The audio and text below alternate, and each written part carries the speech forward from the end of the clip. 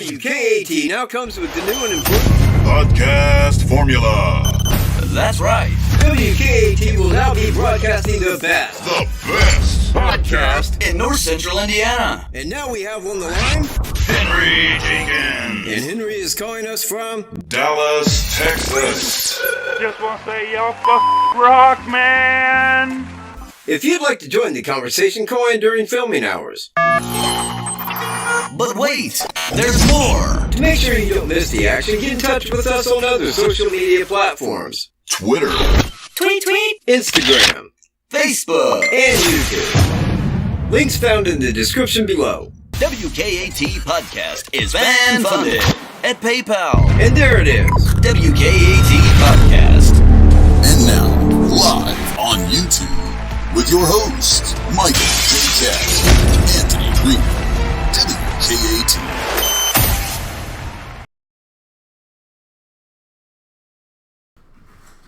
What's going on? YouTube, Facebook, Twitter, Instagram, or wherever the hell you're watching from. I'm Anthony Greeno. And now, I want to see what these comments are all about, because you know what? I didn't know that anybody was over there talking shit about me, and if there was anybody over there talking shit about me on another channel, especially if it's related to the Delphi case, then here's one for you out of the kindness of my heart and the kindness of WKAT. Fuck you! That's all I got to say about that, because I don't give a shit if someone talks some crap about me, because guess what? That obviously means I'm doing something right. I don't care what anybody says about the Delphi case. Nobody has done what I have done, what Michael has done, and what Randy has done. No one. Has anybody walked through that creek, went down that hill, climbed from the bottom of the bridge to the top of the bridge, walked from Delphi through the water to the bridge? You know what? I have credited Gray Hughes on his crap for a long time. A long time. And you know what? He constantly thinks that he's right on the picture that Cheyenne posted. When I talked to the girl, I spoke to her. No one's going to change my mind on what she told me. I don't care what anybody else says. I have met Mike, Becky, Anna, Anna's parents, the sheriff, Doug Carter, Kim Riley, Captain Dave Burston, Jerry Holman, the FBI guys, 2 or 3 of them, Tony Slocum. Let's find out here. Kelsey, the people that make the t-shirts. Who else? The prosecutors, the judges, the lawyers, everybody that's going to be involved with this case. Only interview with Daniel Nations came from WKAT. Who wrote Thomas Bruce? Who wrote Charles Eldridge? Who reached out to these people? Me. And Michael. I don't know. I don't care what anybody comments about it, because you know what? The people that comment about me and these other things, they're putting my name out there, and someone out there who doesn't know me is going to be like, who the hell are they talking about? Let's type it in. Yeah, I'll subscribe to that. Bink. All they got to do is click on my video. Thank you very much. I don't care what people say about me, because the more you talk about me, haters make me famous.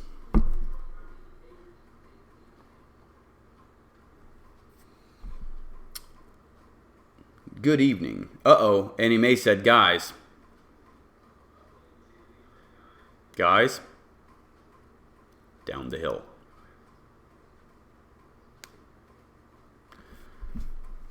Anyway, what's going on? YouTube, Facebook, Twitter, Instagram, or wherever the hell you're watching from. I'm Anthony Greeno, and welcome to WKAT.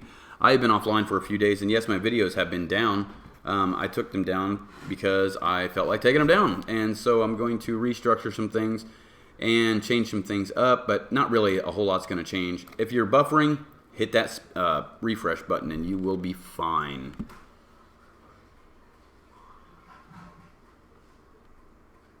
He referenced Greeno tipped in Tobe. Okay, yeah, I tipped in Tobe 2.5 years ago. And Tobe knows that.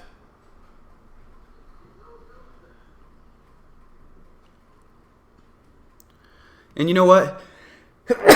I'm not stealing his presentation. I've been on YouTube since 2012. He has not. Anybody has access to Google Earth if they want to go on there and add things to Google Earth. I don't go on his channel or anybody else's channel and talk shit to the viewers. Does anybody here see me do that? No. My focus is finding one thing.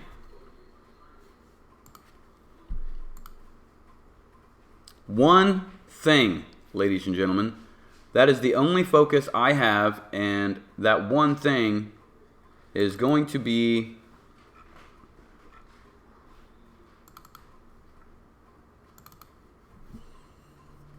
this.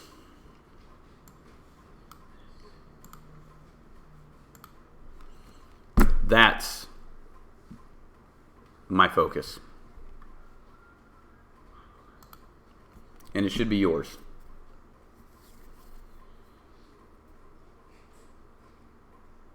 So I don't care what anybody else says. The bottom line is I do what I want to do when I want to do it.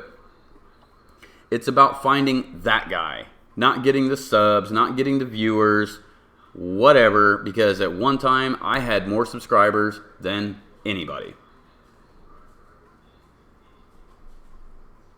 Okay? I've been on a reality TV show. How many subscribers do you think I had from that? Okay, before YouTube glitched and took away all my crap? 8 million people watched me bounty hunting.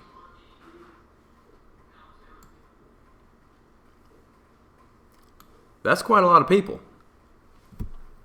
And you know what? After YouTube glitched me out and took away my stuff, I said, I was disappointed. I was mad. And I was pissed. And I said, you know what? I was so angry about that I just quit doing anything on YouTube for quite some time.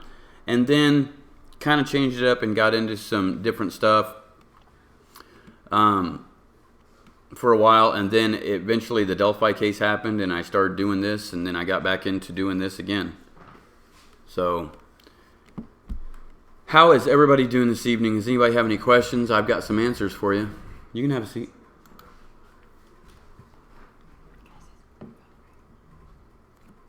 If you want. Speak up. Well, who else are they going to think it is? Hey, this is one of my girlfriends I've got. Don't tell Jessica. Man, all I gotta say about Gray is... You're going to have to scoot in.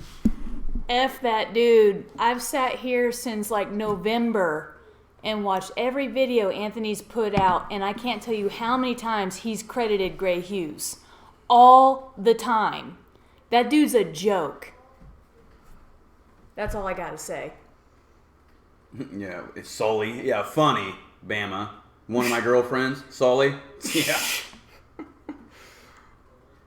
Yeah. It's a joke. But yet Gray will hit you up and be like, hey man, can you go to the bridge and get me some film? Can you get me some footage of the bridge? But he won't come out here and actually walk the bridge. Yeah. You know what? I've been up and down the United States doing this. Pam says hello. Jess is in there on the thing. She's going back and forth from the computer. Okay. So she's right here, Pam. Hey, Pam. So you can scoot in here if you want. All right. I don't know what I look like. Turn your hat around. Hold on. I'll just take the hat off. Fuck it. I'm gonna move my thing over here. So we're gonna get Hello. close. Hello, y'all. What's going on, YouTube? Okay, so I'm gonna need some hand room. All right, ladies and gentlemen, let's talk. Let's talk about whatever the hell you want to talk about.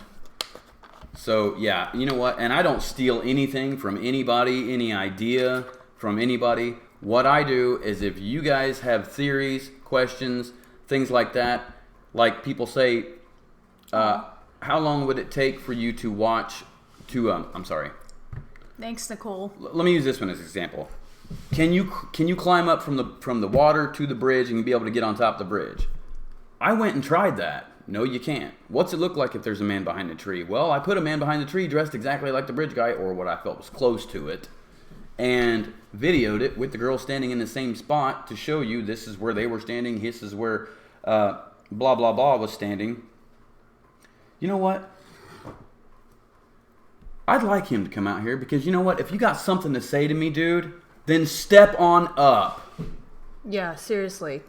I used to be a fan of Gray Hughes back in the day. Actually, Gray Hughes is actually how I discovered Anthony's channel. You know, so I used to like him at one point, but when I see in the chats, when I see how he treats people and the way he talks to them, it's like, you know what? Screw you, Gray. Because whatever you're doing behind the computer is great, but until you walk that bridge, you really ain't got a whole lot to work with. You were good, kid, real good. But as long as I'm around, you'll always be second best, see? Ain't that the truth? Alright, it's smoke time. And A10 Toes. You know what? How the hell did you come up with that name? A10 Toes. Okay, that's an interesting name. Can you elaborate on the woman walking her dog? That's a good one. Yes. You know what? I'm going to elaborate on it. Let me go ahead and move you guys on over. Let me grab something and move you guys on over to the big screen.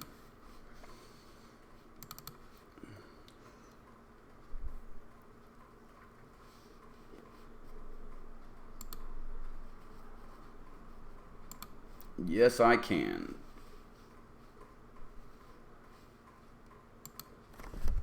Let's take me into Delphi. Hold on, let me get rid of a couple things on here, ladies and gentlemen.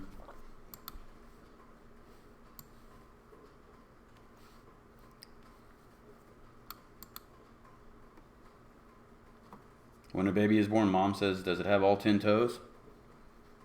Never even heard of that. First thing I said is it a boy or a girl?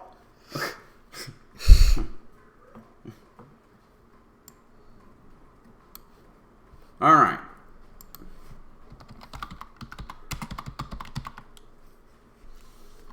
Let me move you guys on over to the, bigger screen so we can talk a little bit about it. Let's try to stay both in the camera frame.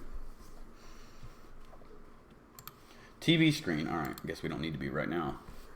All right. Let's do this, ladies and gentlemen. Let's go ahead and take a look at that. So we're going right on over here to Delphi, Indiana. And I thought I got rid of one of those things. Maybe I didn't. Alright, so here we are, and you always know what I go do. I go and I take you back in time to April of 2017. Why? Because that is a closer look at the time. It looks like what it did back then. So, here we are. Let's go talk about the lady walking her dogs. And I spoke with this lady in person at her home after I was sent there by another person who lives right there. Therefore,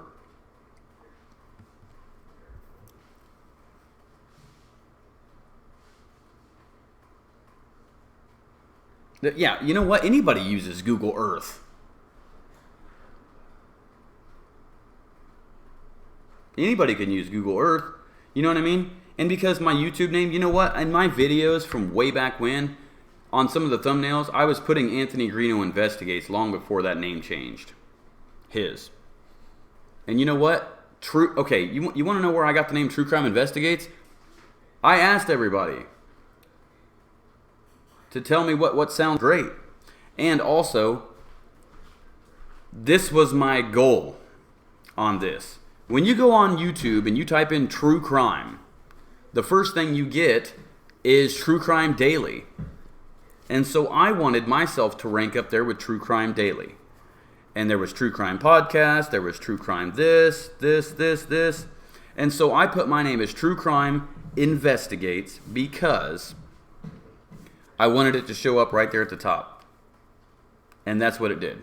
But anyway, let's talk about this lady walking her dogs. This lady said she saw the bridge guy, Stu Sutcliffe. Hey Stu, been watching your videos. All your weird ones, you weirdo. All right. So, the lady walking her dogs, and I guess I could say this now, since she doesn't live there anymore. She doesn't live there anymore, nor does she live in the state anymore, so I guess I could say it. The person lived right here. Right here. And the person's property goes right here, all the way up to right there. Now this person, walking her dogs, walks her dogs over here into the woods so they can use the bathroom, and she takes a trip up here. And guess who she comes across? Right here is the infamous bridge guy.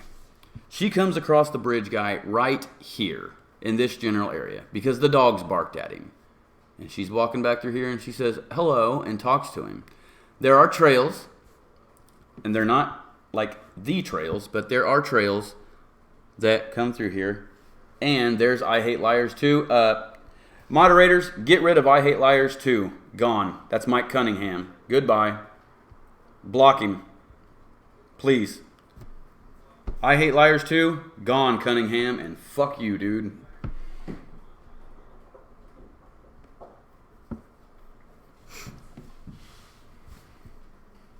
Please get rid of him. Wherever he's at. Yep. Yeah, get rid of him. Thank you very much. He's gone. All right, yes, ladies and gentlemen, we are on the south side of the bridge. I'm going to try to keep... Okay, so I got to keep this thing here because I keep looking at... I've got to pull up the chat every once in a while over here because I can't see what you guys are saying.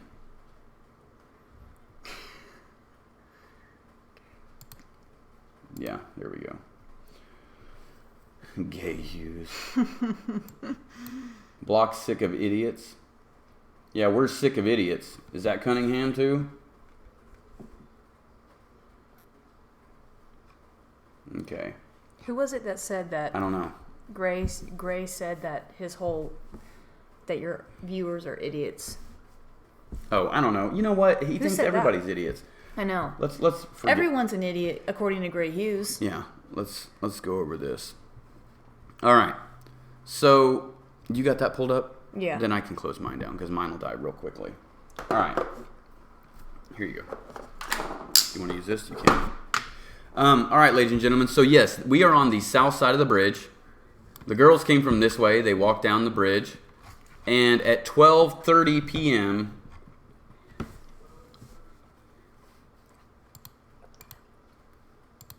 if you guys click on the chat box, if you go to the top, it says top chat, click live chat, and you'll be able to see all of them. But anyway, so after the girls before the girls arrived at 12:30, the lady that lived here, she doesn't live there anymore, was walking her dogs and saw the suspect right here. And she said he was just kind of standing around, like just looking around. Because, you know what, I have confirmed this person does not live here anymore, but I will tell you, I have been to this house, I have spoke to this person after speaking to this person. After having coffee with this person, I was directed to speak to this person. And I spoke to this person, and this person said, this is what happened. I came here, I talked with him. Nothing seemed really strange, just him standing around and just looked like a dude enjoying nature. Talked for a few minutes. She left and came back this way, and he went this way. Okay? Now, people have been asking me to elaborate on this person, who was this person, who is this person, and I wasn't going to do it, but the person's gone. So, now you have it. This right here is what it is, ladies and gentlemen. This person right here, who if you go down the private drive, or before you get to the private drive at the gate, you will turn right and come all the way down, and it comes to a dead end down here. This is the person who was walking the dogs. She told me she has 2 big dogs, and everyone says, well, why didn't this person get attacked? Probably because her dogs are huge and very intimidating looking. Her dogs are big, okay? So, you don't, and they run around up here, all right? So you don't want to go like just walking up on somebody with 2 big dogs, and you definitely don't want to try something. Even if you've got a gun, why shoot the dogs? You know what I mean? Nobody was responsible for the new sketch. The new sketch came out 3 days after the crime had happened, and it was done by law enforcement, the Indiana State Police. Therefore, they had that sketch based on what they knew at that time, before all the witnesses come forward and started talking about that, because they released the picture of the bridge guy 3 days after or wait a minute, so it was like the 13th, the 14th, 15th, 16th. Yeah, the 16th they released the picture of the bridge guy. February 16th. On February 17th, they had a sketch, which was the new sketch, the younger looking dude. Okay? The younger looking guy was, and this is confusing to people who don't know what I'm talking about. How come I can't minimize that? All right. Well, I just closed it. All right. So let me go back to me for just a second. Okay, so let me explain some things to you guys. This is very confusing, especially for anybody who just got into this recently. Let me pull up some pictures as well, so I can be more accurate on everything that I'm showing you. And I think I probably need to go to YouTube and pull up some stuff as well. So let's go back to YouTube, and let me type in this. So this is going to be Delphi Sketch 2017. This is what I'm searching. Oh my gosh, am I going to have to dig and dig and dig and dig and dig?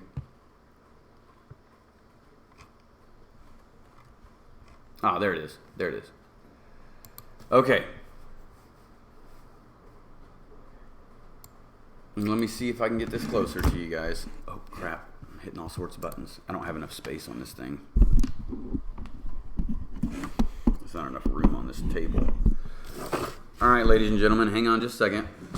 If you're just coming onto the thing, I can't really see your chat. Jess is in the chat. She is talking. I can't see you right now. But what I'm going to do is I'm going to explain some things.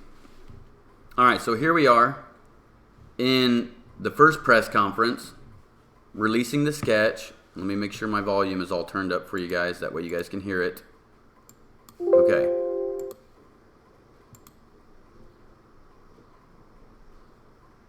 We don't need introductions. Again, it has just taken a while to get this thing put together, and that's why it's taken so long to get the picture out. In the realm of evidence and leads that you have, how big is this photograph? Can you guys even hear that? Because this thing is quiet. You can't hear it? I mean, it's like anything else in a case. Anytime we get something new or some information out there, we always feel it's important to the case. We feel this is very important because it actually gives a better view of the person in the picture that you see down below. It shows a little more facial features, gives you a little more information on what's we're looking at, who the suspect might be, and that's why we feel it is very important that this picture's out there at this time. What's so striking about this? What is the thing that investigators look at and say, wow, that's the thing that's going to make this guy stand out from all the other men walking around? It's basically just a clear picture of his face compared to what you saw down below. We've got the information out there, the pictures out there. Now we've got this composite that we feel that is the same. We feel it is the same person, and we just want to make sure that people realize that that picture is this person. We're hoping, and that they can get that picture and take that picture and get us some information on a possible suspect. Okay. Did you guys hear that? He says the person in the blue coat, that sketch right up there, right over there, is a better picture of the man down below. That's what they're saying. All right? Could you guys even hear that? I mean, barely. It was kind of quiet. So, Patreon? No, we don't use Patreon. Well, I have one, but I created one, but I don't know how to use it. Yeah, we don't use Patreon, we use PayPal. I mean, I have one, but I don't even know. Yeah, we how don't they work. we don't use that. We use PayPal. Or cash. Or cash. Yeah, there you go. Just joking. But yeah, it's better with earphones because that right there, if you guys go look at that press conference, it's probably better if you look it up yourself. But what he said there was that the person in the picture better represents the face of the man that you see on the bridge. Okay? And what it is... Quick question. What? Lynn's asking a question. Wanted to know about PB, the one that found the girls. Who's PB? Pat Brown? You know what? On this, you don't have to use initials. I like it when you just call the name straight out because I hate these initial things. Because there's so many people with the same initials. You can just go ahead and put the initials. But what he said in there is that the person who came forward was scared. They didn't want to be identified by the suspect. Go watch that video. I encourage you all to do that. For real. That the person, it took a while to come forward. She didn't come forward for a while, and she helped make the description along with the flannel shirt guy for that sketch right there. That older sketch. Okay?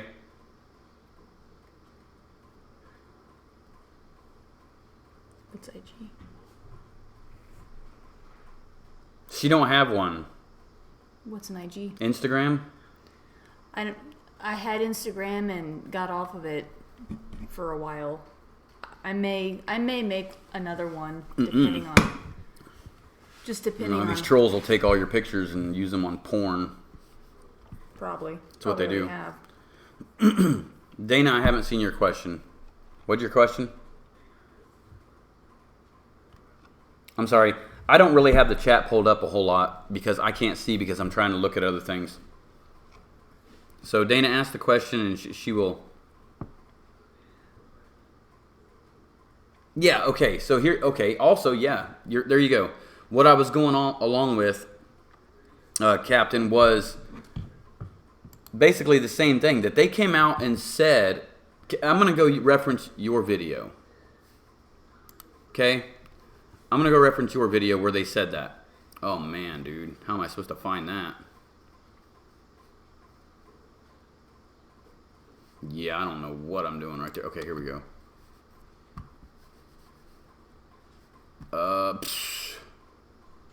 Yeah, I don't know. I don't even know where the hell I'd find that. What are you looking for? His video that he posted last night. Whose video?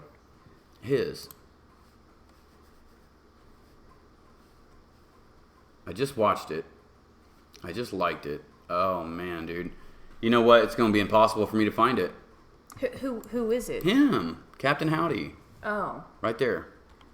Actually, you know what? I think I can go find you by doing this. Give me just a second.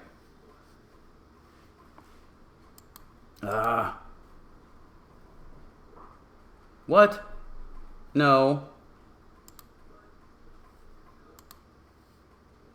Yeah, there we go. Alright, so go to channel. Alright, give me just a second, ladies and gentlemen.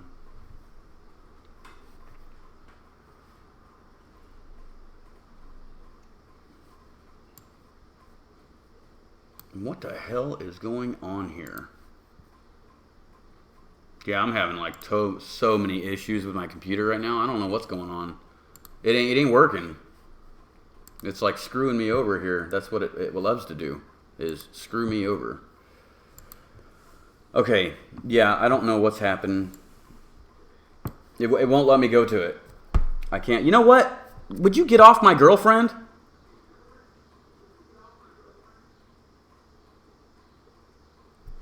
Because you don't need to be on her Facebook, and I'm starting to feel like you're a troll, anti-gravity, and you know what? You're gone. You don't hit on my girlfriend, or you get your ass kicked.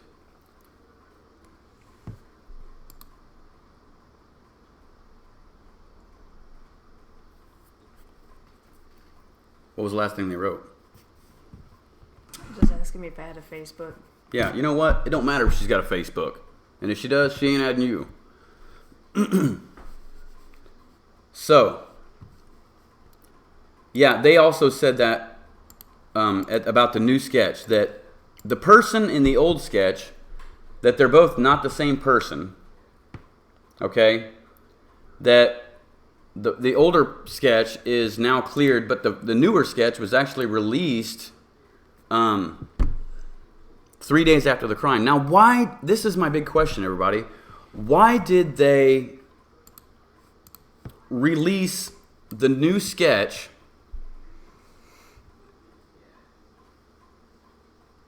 I do piss on her leg. I do. Why did they release the new sketch if they had it drawn first? Why didn't they just release that one first? That's what I don't get about this case. This is where this case goes so crazy.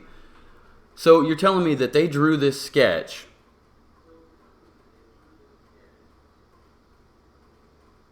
okay, 3 days after the crime and never released it?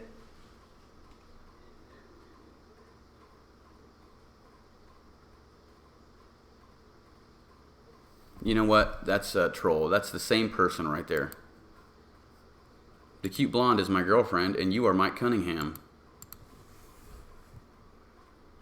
Yeah. Goodbye. God, see, Mike Cunningham, you are such a cunt, dude. Anyway. We're trying to talk about Delphi. Yeah, I'm trying to talk about something, and these people are freaking idiots. This is why I remove my freaking videos. Because if people are going to get on here and troll me, I will delete my channel, and no one will watch anything I do. And don't think I won't, because I will. And you know what? I can be that way. And I don't really care.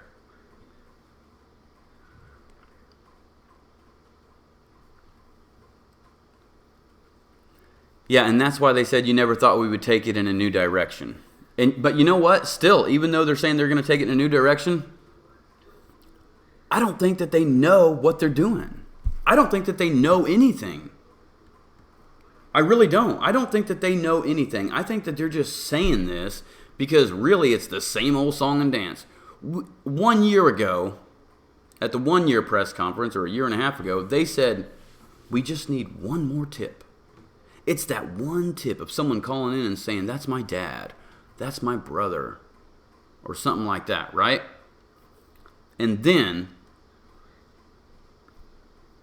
over a year and somewhat months later, they come out and say the same thing.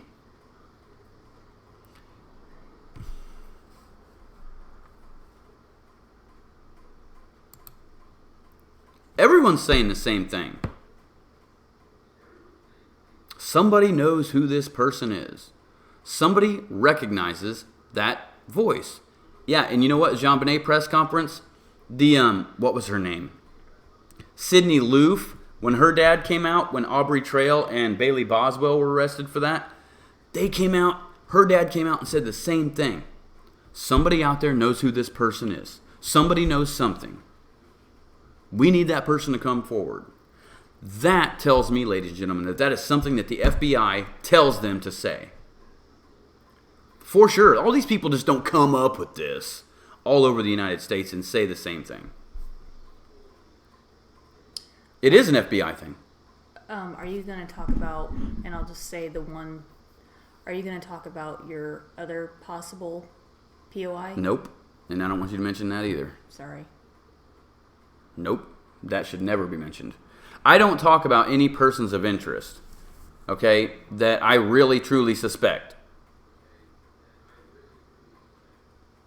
All right, now I will talk about people that are out there in the public, but I won't talk about anybody that is not clear on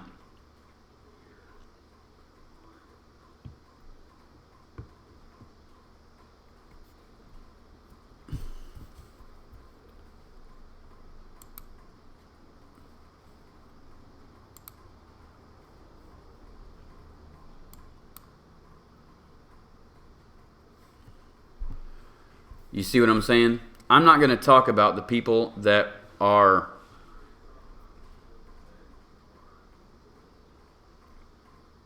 know if it's coming. Because if we talk about the person and they're watching, they're going to know that they're tipped off. That's why I don't think it's smart that anybody goes in and puts these pictures on Facebook of the person that they think it is.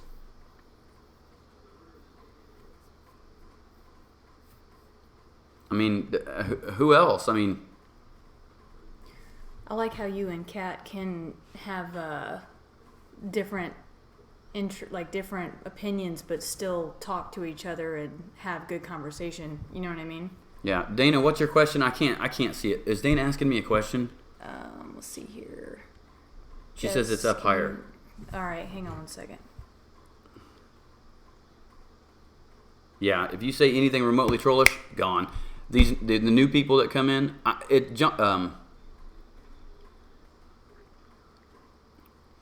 to be honest, one person that I do say is a prime person of interest to me is Mike Cunningham. I'm not seeing Dana's question. Dana, can you write it again? Yeah, I'm not showing it popping up, Dana. I'm only seeing, that's only thing I'm seeing. Now I'm looking at the chats. Now I see it. Do you have pictures of the crowd from this presser, or the first one when they released Libby's video and audio? There was nobody at the press conference when they released the video and audio. You talking about this press conference that just came up? Yeah, I think what she wants to know is if you have photo or video of the people who were there. Of the April press conference, or are you talking about the 1-year press conference or the very first press conference? Type that in there. The first one, the very first press conference. You're talking about February 16th, 2017. Nobody was in there but me and several other media organizations. That's it. There was no public allowed at that. It was only press that was allowed. And you know what? I had talked to the sheriff prior and told him, I says, you know what? I'm local. I want to film. Can I go in there? And he said, yes. That's what happened at that press conference. Now, that was the first press conference. That's when they came out, and let me go see if I can find a... Is someone from the base a possibility? What do they mean by the base? There's no military base here in Delphi. The closest one, there really is no military base here. All right, hey. All right, so, yeah, there's no military base here, ladies and gentlemen. I mean, this is Delphi, you know? So let me talk about Delphi press conference. And watch, we're going to get this new one. I knew it. All right, so here we go. We have this press conference. This is the one I was at, where it was only media. Only media was allowed here. Okay? So, no, you know what? I told you guys about it because he is a person of interest, and I thought everybody should know that. Oh, Grissom? That's up around Kokomo. Yeah. So, this is the first press conference that I was at.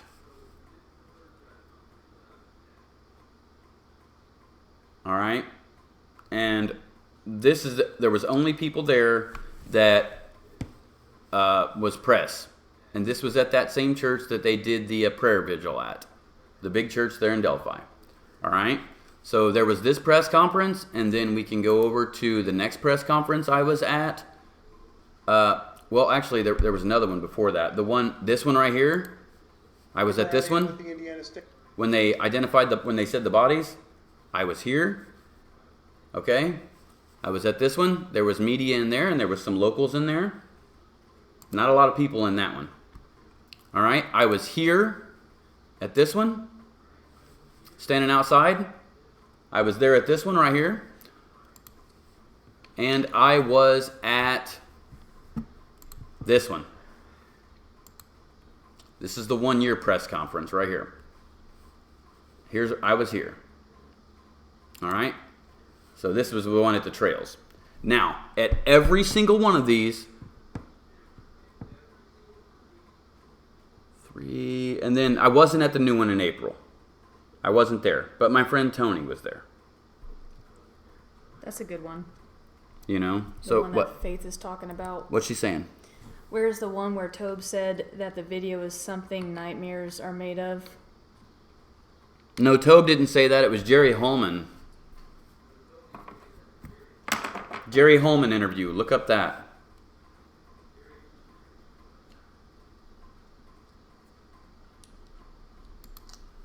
But if you type in Tobe Lesenby Delphi, you'll come up with a few videos. Or I'm just going to type in Delphi Sheriff.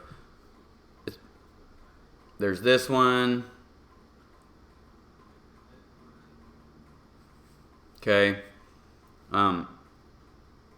Unlike anything we've ever experienced. You know what? They don't really know what they were doing. There were people at the April presser. Yes, there was. I wasn't. Unfortunately, I wasn't there to get the biggest news of my life because I had begged and begged and begged for them to release that video, and I wasn't there for it.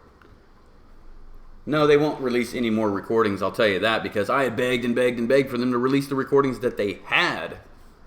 Begged for over 2 years. Pleaded. Tried to get people to write in and say, hey, release more video footage. We want to see it. We want to see the guy walking. They wouldn't do it. Well, that could compromise the investigation, says they. You know? Well, it didn't compromise the investigation 2.5 years later, now did it?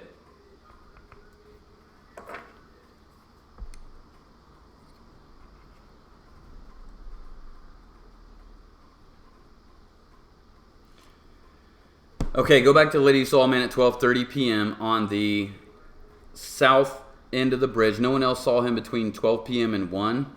Not that I know of. He had to walk back to the north side unless he came from a homeowner's private property. No, he came from where he parked at. Makes perfect sense. He parked there. He got across that bridge. He was scoping the area out. First thing he wanted to do was cross that bridge and see where he was going to do it at. You see what I'm saying? He crossed the bridge. First thing he said was, you know what? I got to see where I'm going to do this at. I have got to figure it out how this is going to go down. Unless he already had been in the area and known it. He's probably had been in the area, but he wanted to go see who was there. Yeah, that's what I think. Know? He was scoping people out. Yeah, he was definitely scoping it. He was looking around. He was trying to see what was going on and checking it out and saying, you know what? Because that's what a lot of killers do. They hide out in the woods. That's why so many of these people go missing in parks and, like the 411, all that stuff. It's because it's an easy place, if they can catch somebody off guard out in the middle of the woods. Of course, the thing that really blew my mind though was the first time I ever went to the bridge, and I told you this too. Me being from Morgan County, and the majority of Morgan County has forestry and stuff like that. Going to where the Monon High Bridge is, it's really just a small patch of wood. Yeah. That's what blew my mind. Yeah, it's really, it's a small patch of woods, and you know what? The person who did it Very small. knew the area well, and I mean well. Because, like I said, I have lived there my whole life, been around Delphi, and didn't even know that this place was there. And yeah, serial killers hang out in the woods and forest. And you know what? It's a great place in Delphi because the trails. Right around here, we got the trails. We got the trail system, and there are a lot of trails. There's a lot of seclusion out here. You go right outside of town, you're in the middle of the country, and no one hears anything. I think that's a big part of it is the trail system. Yeah, the trail system. You can take the trail system anywhere. You can. But I'll tell you that he didn't come from someone's property. Law enforcement know that. That's a good point Alaska's making is how many kids know their captors and are afraid to tell people. Yeah. That's a possibility. Yeah. The geocaching thing, I'm not really going with that because why would someone doing geocaching, they would have a cell phone there. What's geocaching? It's where people hide boxes and stuff like that, and they post it on this thing called geocaching.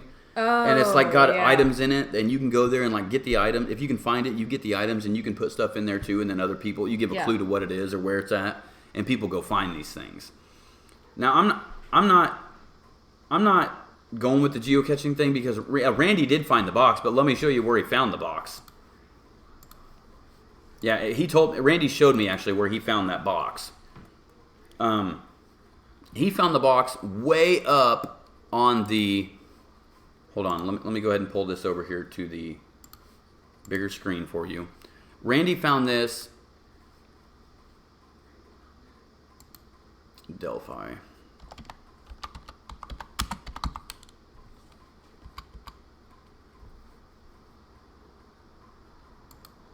An adult treasure hunt.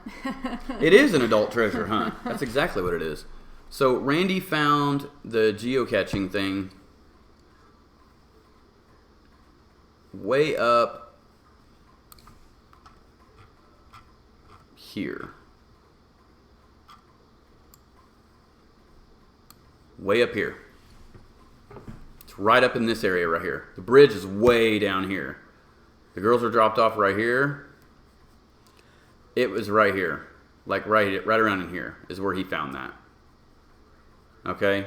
So Randy found that there, and it's not it's not really anything that, because think about it, the person who has geocaching, okay, whatever it is, Philip, geocaching, same thing. Yeah.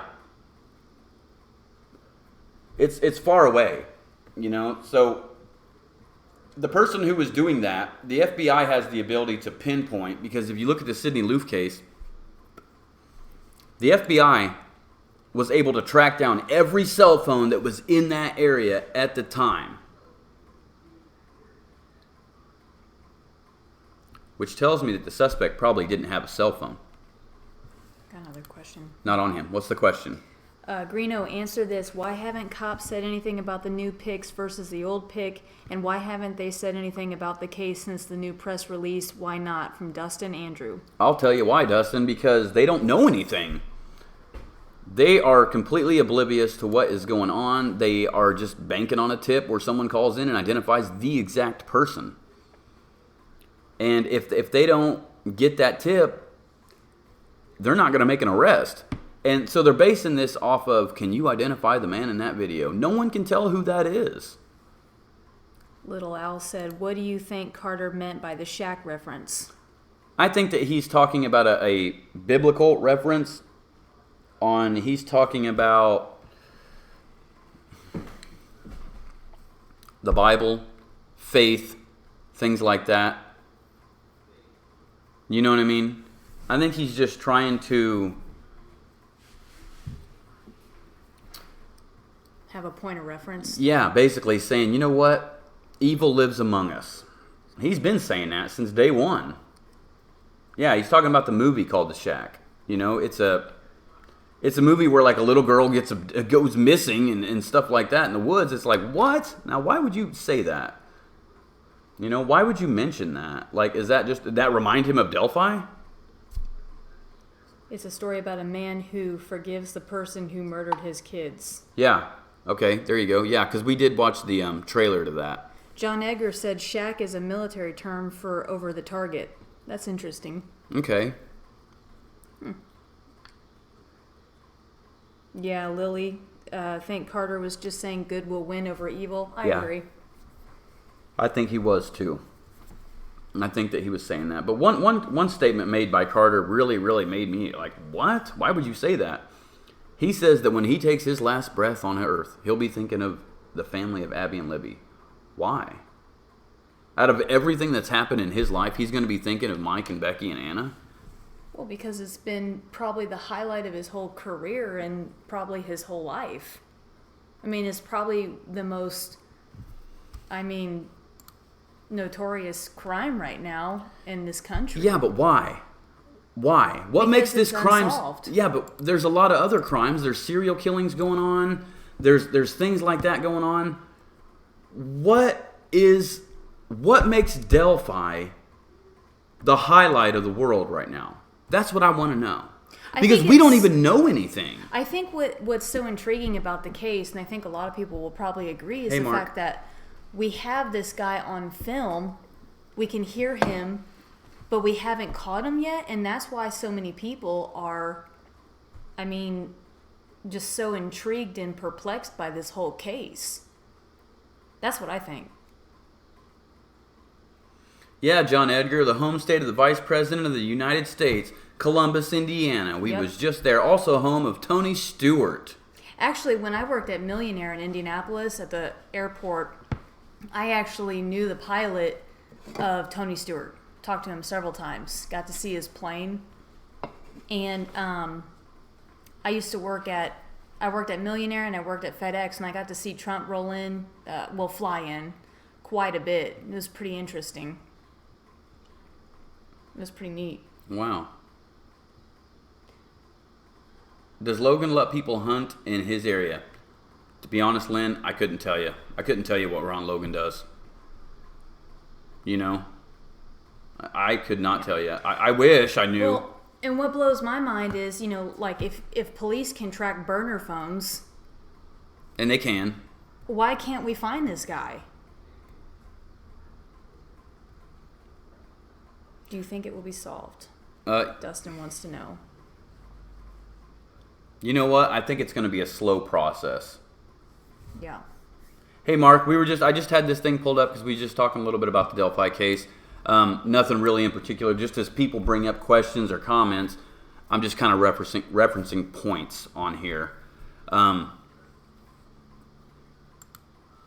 So if there's anything that anybody wants to know or has a question about where I've been there and saw this, I think that you guys can ask, and I will go and show you guys as best as I can. I think it's because he's younger. Okay. I've always thought that Bridge Guy was older, not younger. But then again, you can't tell who that is. Yeah, 40s, 50s. That's exactly what I would say. Looking at that guy, 40s, 50s. Why do you think he left his vehicle on the side of the road and not in the parking lot of the CPS building? You know what? I'm not saying that he did not park there, because I need to get more clarification on that, Captain, because he said that it was parked. Doug Carter, what did he say? That it was parked at the old CPS building in Delphi?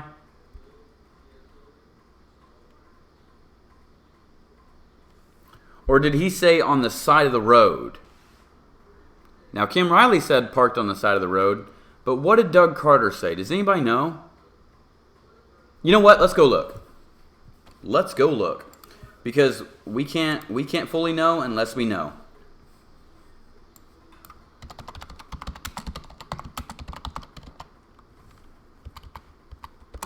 We need to know, don't we?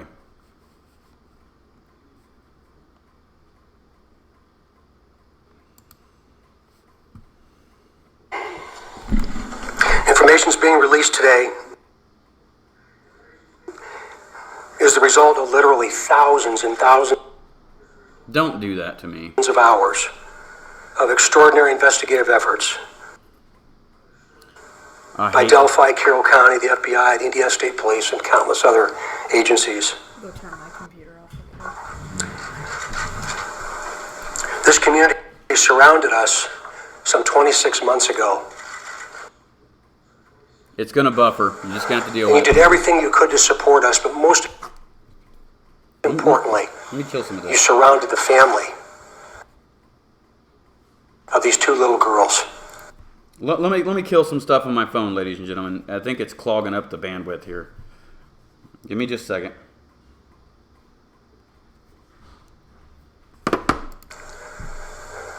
Gosh, I'll never forget it. After you hear what we're going to release today, I'm going to ask for your continued support, your continued understanding, your empathy and compassion as we move forward to find out who did this, and we will. We're seeking the public's help to identify the driver of a vehicle that was parked at the old CPS DCS welfare building in the city of Delphi that was abandoned on the east side of County Road 300 North next to the Hoosier Heartland Highway.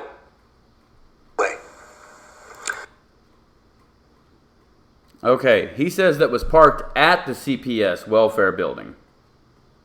Between the hours of noon to 5. Between the hours of noon to 5. He's not saying from noon to 5. A lot of people have gotten that crazy.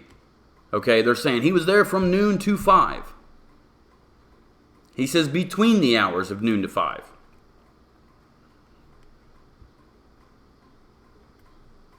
Yeah, news crews said it was on the road. He says it was on the east side of Highway 25. Let's go pull that back up. Highway 25. Well, here's 25. This is east. Okay, or I guess it would be that way for you guys. So east is here of 25. 25, this is east. Here's the parking. So he's going to stay there. Kim Riley said in an interview with Minivan Traveler, but you know what? Kim Riley may have said that, but the sheriff told me, yes, it's the suspect vehicle that we're looking for. Okay, people may think that, but sheriff said, yeah, that's the suspect's vehicle that we're looking for. They've not said that publicly, but if you just call and talk to him, and I encourage you guys to talk to him, just call and talk to him.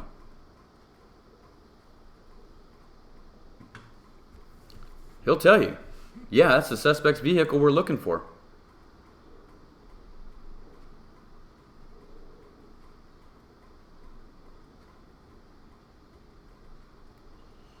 You see what I'm saying?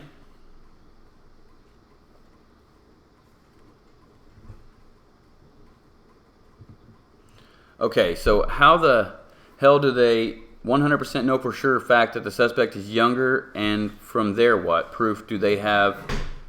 What do you both think about that? You know what? Go ahead. I mean, I kind of think that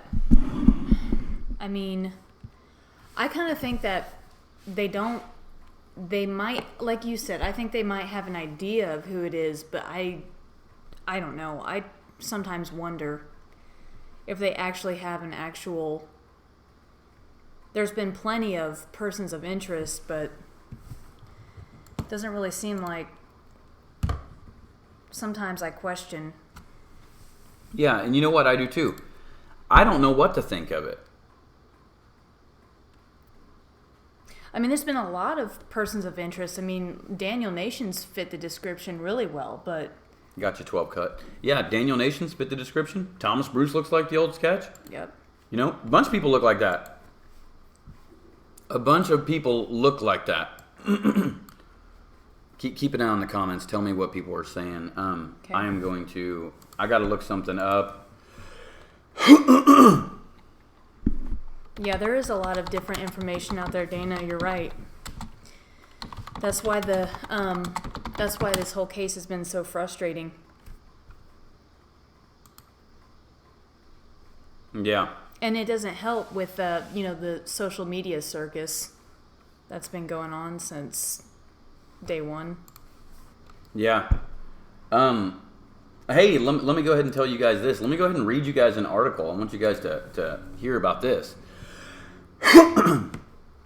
Sorry about that. So, listen to this.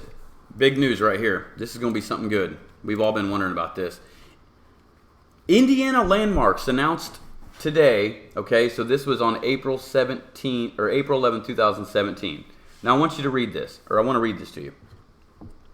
Indiana Landmarks announced today that it has scheduled pre-development work on Delphi's Monon High Bridge in preparation for taking ownership of the railroad span from CSX. The railroad requires the work before it will give the 1891 bridge to the nonprofit preservation organization. CSX vacated the span in 1987. Indiana Landmarks included the High Bridge on its annual 10 most endangered list in 2016. We have to do land survey and a soil, what the heck is that? Study to verify there is no environmental contamination before we take title to the bridge, said Tommy Kleckner, director of Indiana Landmarks Western Regional Office. As soon as we have title, we'll repair the deteriorated stone and iron pier, one of the bridge's main supports, that caused us to list it as endangered, he added. Okay, so he says he reported that Indiana Landmarks will erect a temporary chain-link security fence at the north end of the bridge with gates that will allow access for construction equipment. A sign on the fence will warn against trespassing until the refurbished bridge opens as part of the city's trail system. A longtime goal of the Wabash and Erie Canal Association, Heartland Heritage, Inc., and Deer Creek Township. We began working with our local partners to acquire the Monon High Bridge back in 2012, notes Indiana Landmarks President Marsh Davis. Last year, they appealed to us to acquire the bridge from CSX because no local entity could afford the liability. Given the deteriorated condition of the pier, our board weighed the risk and the importance of the High Bridge and voted to save the bridge. We expect to have the title by the end of June, and will move quickly to rebuild the pier and address the cause of deterioration, he added. Okay, so they have done some of that stuff. Now, I know there's more in here. Okay, after Indiana Landmarks rebuilds the pier, the township's work will not only make the High Bridge a safe for pedestrians, it will create a breathtaking public overlook in an inspirational natural setting, says Deer Creek Township board member David McCain, who is also the flannel shirt guy. Now, listen to this.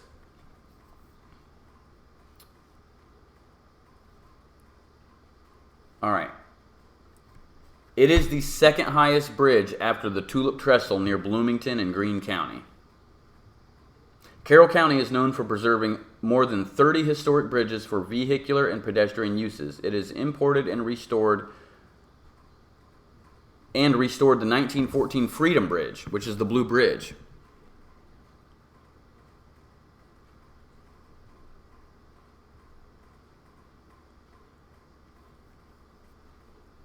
What now? I don't know. Oh, okay. So you're saying the FBI basically could hide in plain sight? Like someone that you least expect, someone that looks trashy or something like that, like the trashy waitress serving you, putting moves on you, could be the FBI. You know what? It could be. Could be someone standing around, because I'll tell you what. When I met the president, when Michael and I met the president and the vice president in Kokomo, there was FBI and CIA there, and they were standing right next to us in plain clothes, looked raggedy as hell, and then as soon as the vehicles passed and they all left, they all gathered up in their little thing, put on their badges, and then walked out of there. So what color car? Was it a car? Yeah, it was a car, sedan. We don't know what caller it is. They want to know what caller it is. They want to know if anybody's seen any license plates, things like that. Whoever saw him did so before or after he was on the trails because the sketch showed his hair in full detail. Yeah, I know. It did, didn't it? It did show it in full detail.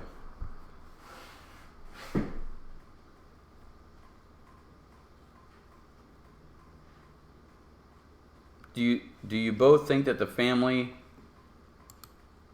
of the girls knows more than they are saying to the public, or do you think the cops are saying more to the family? I don't think they're saying more to the family because the cops always got to look at it as it could be a family member. What do you think? Yeah, I mean, I kind of agree. I know that they've seen more of the video footage from the phone. Yeah. But I don't think that they would give everything away either. Yeah, exactly. Exactly. So we're going to take a quick break real quick, and we'll be right back.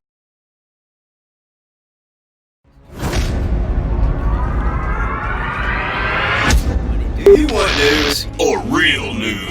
WKAT is fan-funded, meaning What you get is the uncut truth. this channel operates solely on your donations. For all upgrades. If you would like to make a donation, please visit our PayPal donation page. Right here.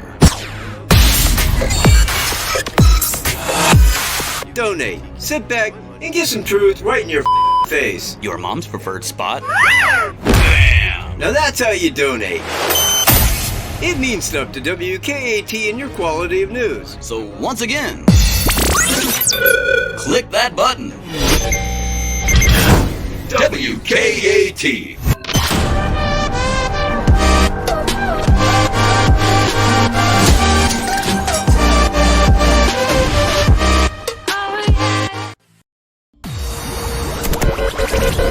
What's going on, YouTube, Facebook, or wherever the heck you're watching from? Like, share, and subscribe to North Central Indiana's best YouTube channel around. This is Outlaw Media. WKAT. Unfiltered Uncut. and above reproach. He is Michael J. Cat. He is Anthony Greeno And they're back. on YouTube. So go there. But don't just go there. Subscribe. WKAT! Uncovering the truth. And breaking the mold.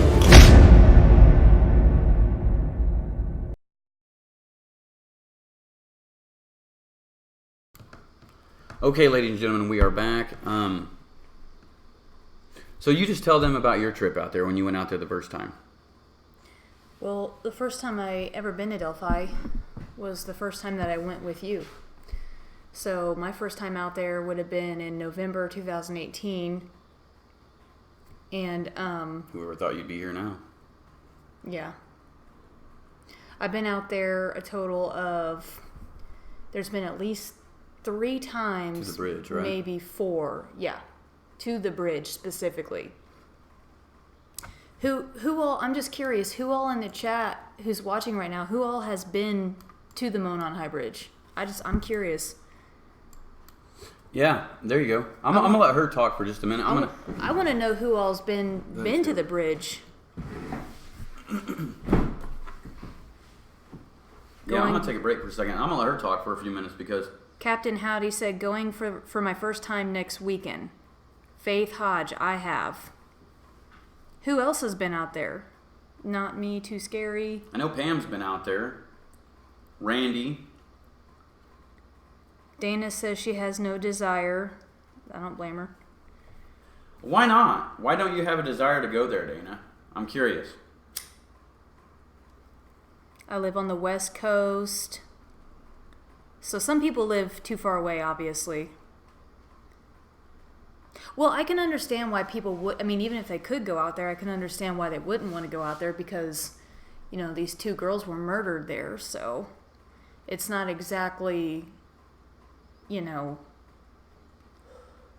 I don't know how to explain it, but I can understand because the times that I've been out there, I just got like this, and anyone would, but the vibes that I got, ugh. I think the last time I went out there, it was pretty much dusk, and it was just, it was creepy. So do you both think that the cops will release more info or not? Nope. I don't. I don't think they will anytime soon. That's my gut feeling. Yeah. Okay, Carol says, Libby, Abby were talking about flannel shirt guy when they said creepy guy. He's on Freedom Bridge side. Garrett Kirch was photographed by Libby. Absolutely not. Yep. Absolutely not. It wasn't the flannel shirt guy. The flannel shirt guy didn't show up there until after the girls were killed. Jack Oliver is saying, I think I would be the same way. I would feel the same way. Yeah, I mean, back in the day when Anthony, when we first went and he did a video, one of the very first times I did a video with him, I was just really nervous and kind of talking. And this one woman made like a really big deal over a comment I had made about like the feelings I got out there, and she tried to spin it and say all this stuff like, oh, she's claiming to be a psychic and all this stuff, and cut me a break. I mean, I don't claim to be like this psychic. I just was saying that I got these impressions, and I was really just more or less talking for the video, just talking about my experience, which is what the purpose of the video was just to show people what the bridge was like. This would have been one of your very first videos with me featured in it. It's not the video, the Jess and Marcus visit to the bridge video. But I mean, the first time I went out there with Anthony, it was, I don't even know how to explain it. Can you, tell them how I reacted? She was just saying, well, I was interviewing. There was people out there. And so I was interviewing the people that was working on the bridge. Well, I'm going back. I'm talking about the very first time. That was the very first time. Was it? Yeah, there was people out there, remember? Because I interviewed the people. Because you actually mentioned it in that video. Yeah. Oh, okay. Well, so let me go ahead and pull it up. It just seems like every time I've been out there, it's just... I would imagine most people that go out there probably have a similar experience, obviously, because it's, it's not the overcast there, is like these two girls were murdered out here. So I'm not trying to claim that I had this extraordinary experience, and that's kind of what this lady was trying to say. And I just want to clear that up, that's not what I meant. I wasn't trying to claim that I was a psychic or anything like that, But, no, it's not...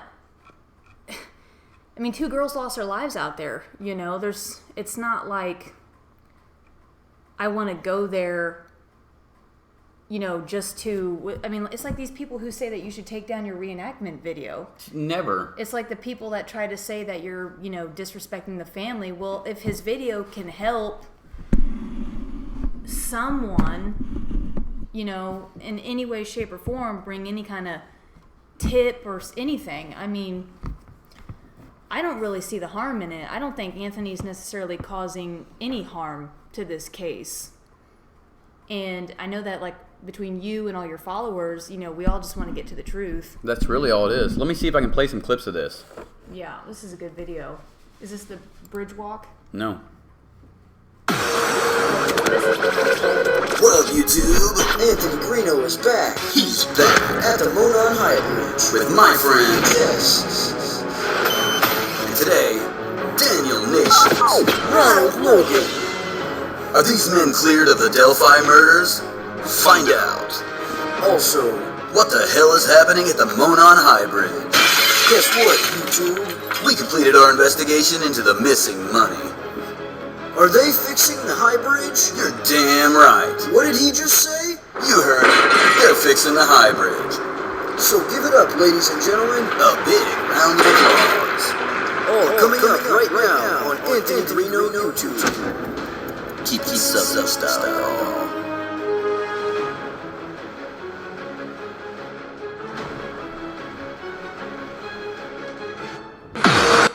Yes, Nancy, BG is the same guy that they saw, or that she saw walking the dogs at 12:30.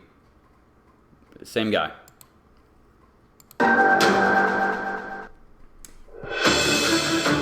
ahead. Yeah, Dana's just saying you don't have to be psychic to pick up on negative energy. And she's talking about the empath thing. Yeah, I mean, exactly, Dana. That's really the only thing I was really trying to just say in that old video. I mean, I was just basically picking up on stuff. I don't consider myself a psychic. I don't really get into. I mean, I'm not one of these crazy psychic fanatical people. I like to see facts and evidence. So I just want to make sure everybody understands that I wasn't, like anyone else. Like I was just picking up on, bad vibes. You know? So hang on a second. Here we go.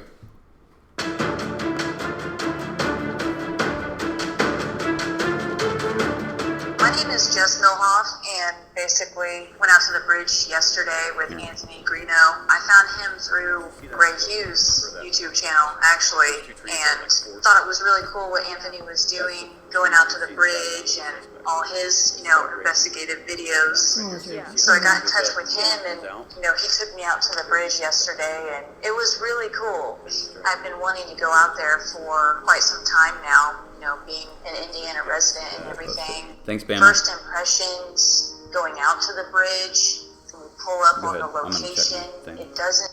Well, yeah, and just so you guys know, this video was like the first video. This was the first time I've been out there, so when me and Anthony talked about this, it was literally on the fly. So whatever I say in this video, it wasn't like well thought out, wasn't a prepared thing. So, because back then I remember some people were like, oh, well, you're claiming to be a psychic and all this stuff. No, that's not what I meant. That wooded, and I don't know if it's just because it's, almost winter time. It was more open than I guess I was expecting. We walked around and I got to see, Ron Logan's, property, and I thought it was kind of weird that the girls were dropped off in that back entrance, because if the guy was there... Well, and that's the point to make, is that unless you're familiar with the area, that does make sense, because Abby lived really close to that back entrance where they were dropped off, and I didn't realize that until you go there and until you see the layout. You don't really understand why they were dropped off there, but I think Anthony's done a pretty good job at explaining that. Scoping the place out, you think he would be more towards the main parking area. So it just goes to show you he was really back there really doing some weird stuff and had some really messed up intentions, obviously. I was also kind of surprised at how close the actual bridge was to the entrance of the trail. I don't know why I thought it would be further back, but the whole thing was kind of weird because I was fine walking around with Anthony, everything was fine, and then once we got up on the bridge, there was some workers out there, and Anthony did an interview with one of the workers, and as soon as we got to that bridge, it was like I just started feeling sick. And Anthony could tell you too, I had some kind of dilemma that day where I didn't know if I was going to get sick. I started feeling a little nauseous. Once we started walking over the bridge, it got harder and harder for me to keep up physically. That's a good point Jackie brings up, is that maybe the girls were being stalked.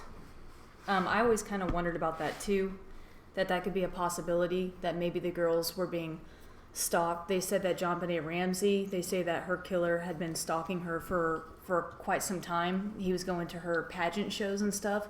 So that's a good point, Jackie. I couldn't... I see you, Philip. I was kind of struggling, and I don't know if that's some kind of a weird effect from being down there, because I have my own kind of psychic abilities. I don't really know how to explain it other than sometimes I just get gut instincts and feelings, and like everyone does. Every step we took, it was I just felt worse and worse. I felt sick. I told Anthony, I said, we got to get out of here. And we ended up cutting it kind of short. We didn't actually end up going all the way down the hill because I just felt so sick, or whatever was going on. We cut that trip short. Me, didn't feel right. And I even asked Anthony if the girls were stabbed, because I kept feeling like a stabbing sensation. Okay, so this what I just said just now is what people were making a big deal about back when he first made this video a long time ago. Yeah, I mean, I didn't mean to be controversial. It just, every time we would go out there, I would have, like, the only way I could really explain it is, like, cramps, like, cramping, like, intense cramping, like, in my stomach and stuff like that. So, I don't know, just something that I brought up. Did not mean to make a spectacle out of it, and obviously the trolls were, like, all over my ass about that. It was really, like, bizarre. I've never had that happen to me. And as we got off the bridge, as we were going back to where we parked, it was almost to the point where, like, I couldn't walk. Like, I was struggling to walk. Oh my God. Seriously? Yeah, it was a really weird experience. I mean, I had a really just odd feeling out there.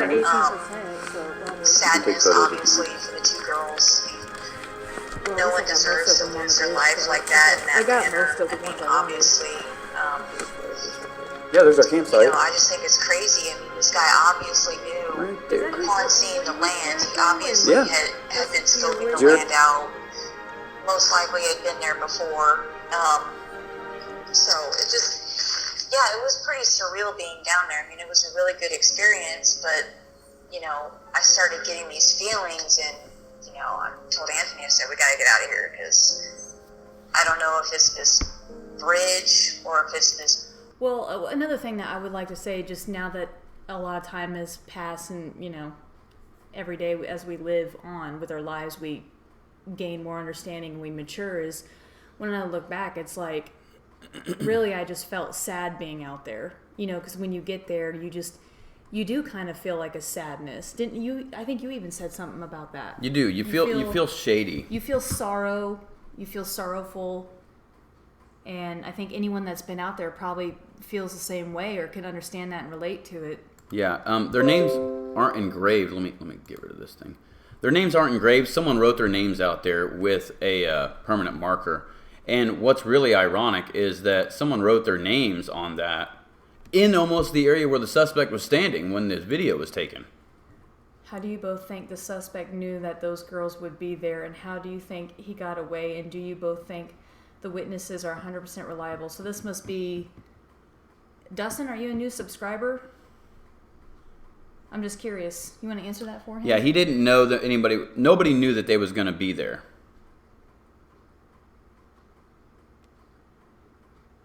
Oh, you think Kelsey did that? Okay, well, we could ask Kelsey if she wrote him out there. No one knew they was going to be there. I don't care what anybody says. No one knew. It was a spur-of-the-moment thing. Kelsey will even tell you that. Armstrong wants to know when the trail to the bridge was created. 2016, after the Freedom Bridge was put in. Highway 25 used to never be there. So when they created that whole road changed. So that's kind of how that became. Location, but I just started feeling weird, didn't feel right. And that could just be because sometimes, like, I have, like, not that old empathic, like, abilities or whatever, where I just pick up on different things. And there's the cameras. Yeah, so. Well, okay, so tell me about, so we went to the cemetery. What was your thoughts on the cemetery? Well, when we pulled into the cemetery, I was surprised at how far back it went. Very secluded. When we pulled to the back, where you get up to Ron Logan's very quiet property, realistically, I mean, anybody could have parked back there and they wouldn't have been seen. And I was surprised at how quiet it was. I mean, it was like, if you were to make some noise back there, nobody would hear you, because it was a very secluded area. So yeah, that part kind of threw me for a loop. Yeah? Yeah. Yeah, okay. Pause it. We went to the Wilson. Okay, so Dustin, yeah, you know what? The cameras there, the cameras are way up by the parking area. They won't see anything if anybody on the trail. I don't think that'll help anybody. Only if someone parks in the general parking area. Yeah, Nancy said school was out that day. Yeah, I mean, that's a good point, Is there a connection there? Could be. Yeah, but if he came from someone's private property, that person would know who he was. And all those people that are right there are older people. They would tell. They're old.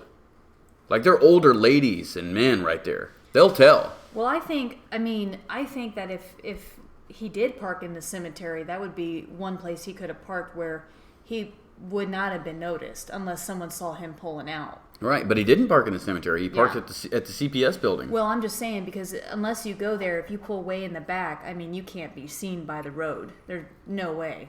You have to pull into the cemetery and drive in the back to be able to see someone parked back there. Yeah.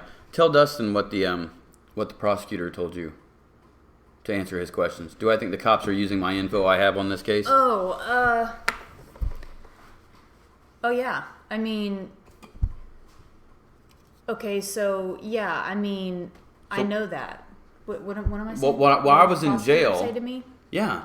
Well, when Anthony and I had our ongoing case, I had a meeting with the prosecutor, and she was even kind of curious, without really. I mean, she was curious too. You know, she even told me she watches Anthony's channel. So, but she asked me, you know, what do you think? Do you know? I'm just gonna say this, but she was like, do you think he, you know, do you think he's a suspect? What do you think he knows? And she told me that he is being questioned, or he was questioned. Correction. She had told me that was it the state police? It was the FBI and the detectives. Okay, yeah, because I can't remember. She said FBI or what, but she did say that they did come in, they did question him, and the prosecutor was asking me what I thought. If I thought, and I'm just gonna say this not to incriminate anybody, but she asked me if I thought he was a suspect. I said no, absolutely not. And she basically said what I thought all along is, I think they just want to know what he knows, referring to Anthony. And I said, I agree. They want to know what Anthony knows because he's got a whole computer full of Delphi stuff. Because he's been working on this case since like day one. So that was a big deal. When I had my little meeting with the prosecutor, that was pretty intense. But it just goes to show you the magnitude of this whole thing, you know, and the work that you're doing. Yeah, a lot of people want to know. If it's that deep where the FBI wants to come and talk to me and says, listen, what you tipped in, we want to talk about that. Yeah. And what's funny, it's not really funny, but... Got your email then. She came out and asked me, she said, do you think it's him? And I was like, no, absolutely not. I've been out there with Anthony many of times, and we've walked that whole area, and we've literally spun our, wheels looking for evidence. In that one video, you see me actually like collecting stuff and putting them in baggies. I've seen everything he has in his computer. No, he's not a suspect, people. I mean... Yeah, I'm not a suspect. And people who come out and say, he was questioned by the FBI. If he was... I'm not a suspect. My DNA's in the database. He would be in jail. Yeah. My complexion doesn't even match the guy. If you think I look like the bridge guy, then wow, you need some serious glasses. He would not have gotten released. That's the point I'm trying to make. Yeah. So, look, and here's Armstrong right here. Armstrong. Law enforcement doesn't have a clue who bridge guy is? I'll tell you who he's not. Me. Yeah. No, definitely. I mean, like I said, people, no. Okay, no. Sue Wright says, would it make sense that law enforcement used dogs to track the killer out of the park to where his vehicle was parked? No, because there was too many people walking around out there, and they didn't know there was a homicide until the next day. There was too many people parking in that area and other areas. Mm-hmm. You see what I'm saying? There was too many people out there, and like Kim Riley said, there was so many people walking around out there, so many footprints and things like that, that even to use a dog or to try to track one specific person's footprints is impossible. And this is where I think Carroll County dropped the ball. Her and I was talking about this earlier. Mm-hmm. It was not organized search. They should have had each person out there. Instead of just saying, here's a picture of these two girls, go ahead and get out there and find them, and you're just scattered all about and just walking around in weird areas, it should have been more organized. If I was the sheriff, I would have done it this way. I would have said, Jess, Greeno, and I'm just going to use a couple other people, Bamarama and Phillip. You four, I want you guys to start right here at the Freedom Bridge, and I want you guys to walk this section right there, and when you finish that section, I want you to stop and report back to me. And I want you guys to cover this section. That way, if it came down to one specific group found the girls, let's say it was us four, Bama, Philip, me, and Jess. We found them. Let's say we found them.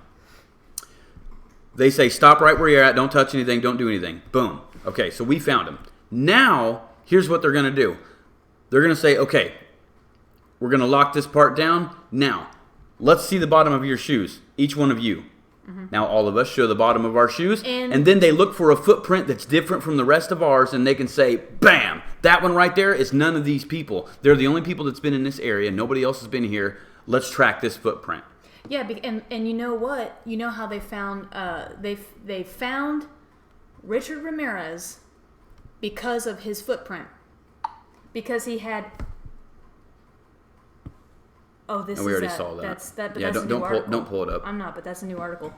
But they found Richard Ramirez because he had like a ridiculously fat, long foot. And he had an unusual shoe, and that's how they caught him. But yeah, there was too many people out there for them to they kind of botched it up, you know? Yeah, and no, they didn't create a grid to walk. They just said, go look.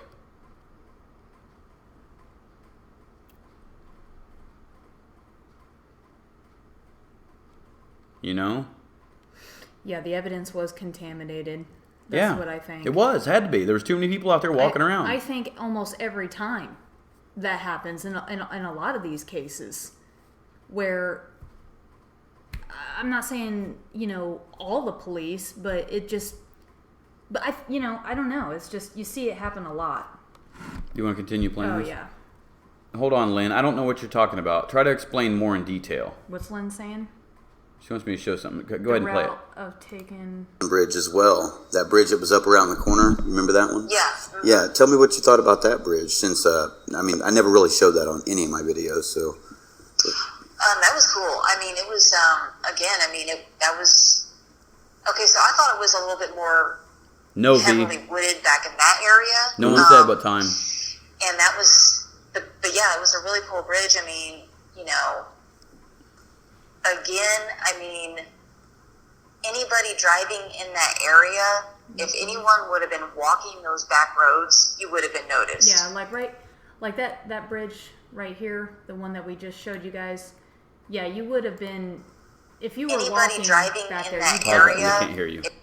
Okay, yeah, if you were walking right back here, which is just right around the corner or whatever, right around the turn from where they were dropped off, you would have been spotted out here, because the drive path is wide open in this general area here. Yeah, a makeshift dungeon. I don't know what anybody.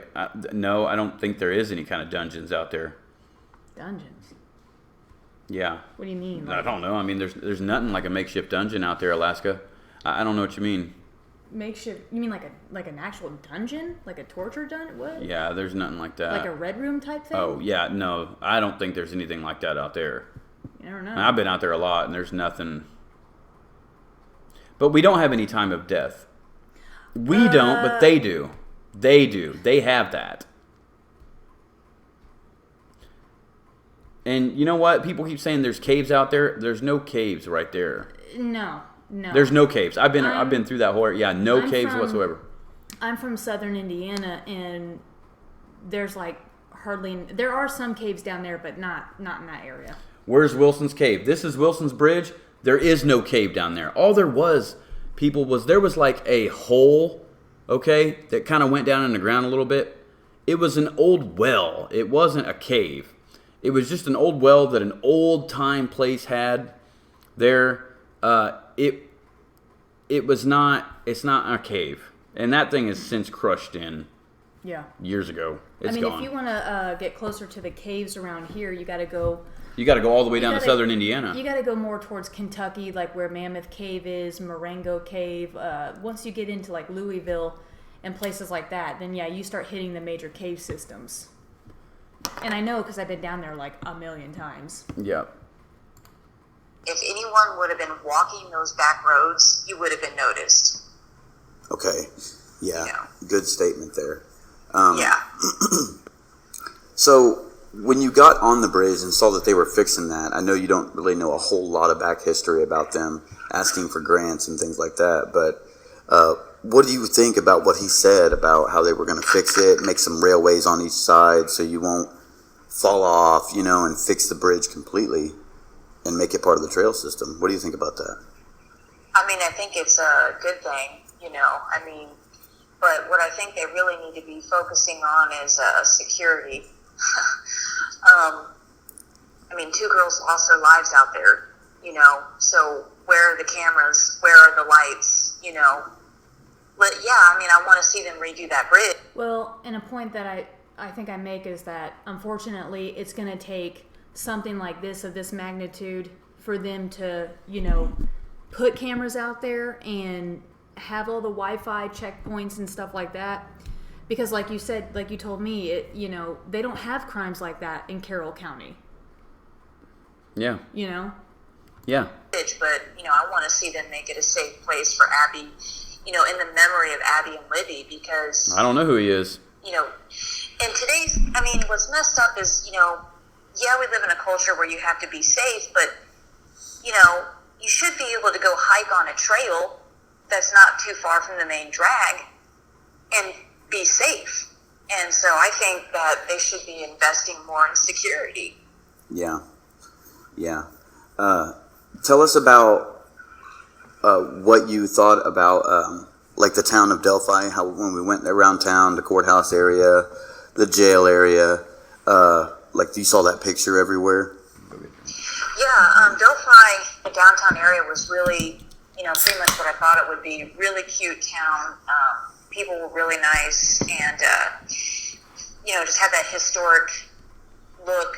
And but what really threw me off was, here we are coming up on almost 2 years after the girls have been, you know, passed on, and almost like every business down there, every, you know, storefront had, you know, still had all the posters, the wanted posters. And if you're not... Still do. Yeah, like, I thought maybe that would be kind of, like, BS.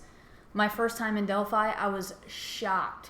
Like, because it was, like, a movie scene. Everywhere you went, you just see these giant posters of this thing. So, I mean, they're very... Everywhere. I mean...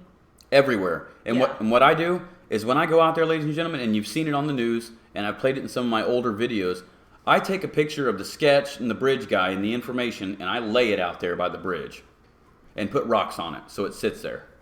Yeah. I lay it out there, and you've seen it on the news. It's been on the news several times. You know? Like, that picture is etched in my head and everybody in Delphi's head forever. To where if I ever saw someone that looked identical to that picture, I would know it right away. I would say, damn, right there. That looks just like the picture in that Delphi sketch. Yeah. They're talking about Mammoth Cave in the chat. Yeah, actually, so Mammoth Cave, I've been there several times, and it is a really neat place, y'all. It really is. Beautiful place. I've actually got a DVD of all the photos I took there. It's, if you guys go to my photography site on Facebook, my cover photo is actually a photo... Mammoth Cave. It's a photo of the natural entrance, the big entrance at the cave. So that's definitely an awesome place. If you haven't gone, go. Don't play it yet. The race of the suspect is white male, 5'6" to 5'10", 180 to 220 with reddish brown hair. That's what it is. And I'm not going to say who I think the bridge guy might be because I might tip him off, and I was asked not to say that by law enforcement. Who's the masked man? Is John Eggers talking about? Oh, you know, the mask. Okay, dude, that's Mike Cunningham. Yeah, I saw that earlier. Troll. He's a troll. Who, he's got John a Egger? No.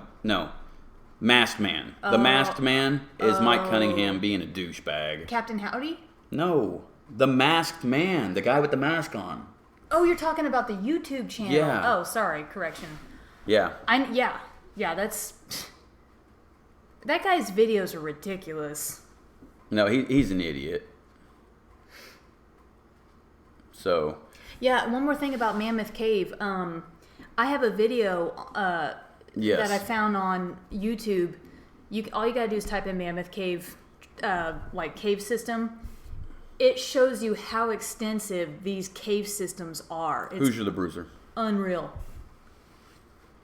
The tip line, all that information, it really kind of threw me off because I guess maybe I wasn't expecting that, and I'm not sure why, but his face is everywhere down there. It so is.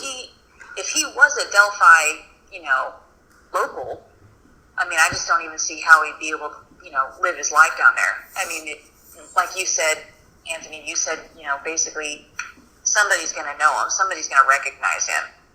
So, yeah, that really threw me off. Wasn't expecting that. Right. And, okay, so what else? So what do you think about the sheriff talking yesterday? Did you watch that video last night, right? Oh, yeah. Okay. Yeah, I watched it a Now, couple times. what do you think about him saying, basically not giving us an answer about Ron Logan being clear, Daniel Nations being clear? I mean, what do you think that does? Man, it's like, that raises an eyebrow because it really makes me want to look. But in hindsight, they have an investigation to do, so I understand why they're not giving us a lot of details. So I just wanted to make that clear that when I said that, it was like literally spur of the moment, At their department and how are they really handling this investigation. To me, that's kind of that's part of that shadiness with this case that I don't understand. I thought it was interesting when he said, Daniel Nations and Ron Logan have been covered, but they couldn't say, we can exclude them as suspects or persons of interest. It's like, well, how does that, explain that to me, because if you are law enforcement and you have evidence, so what it leads me to believe is there's still persons of interest. Probably several. Why?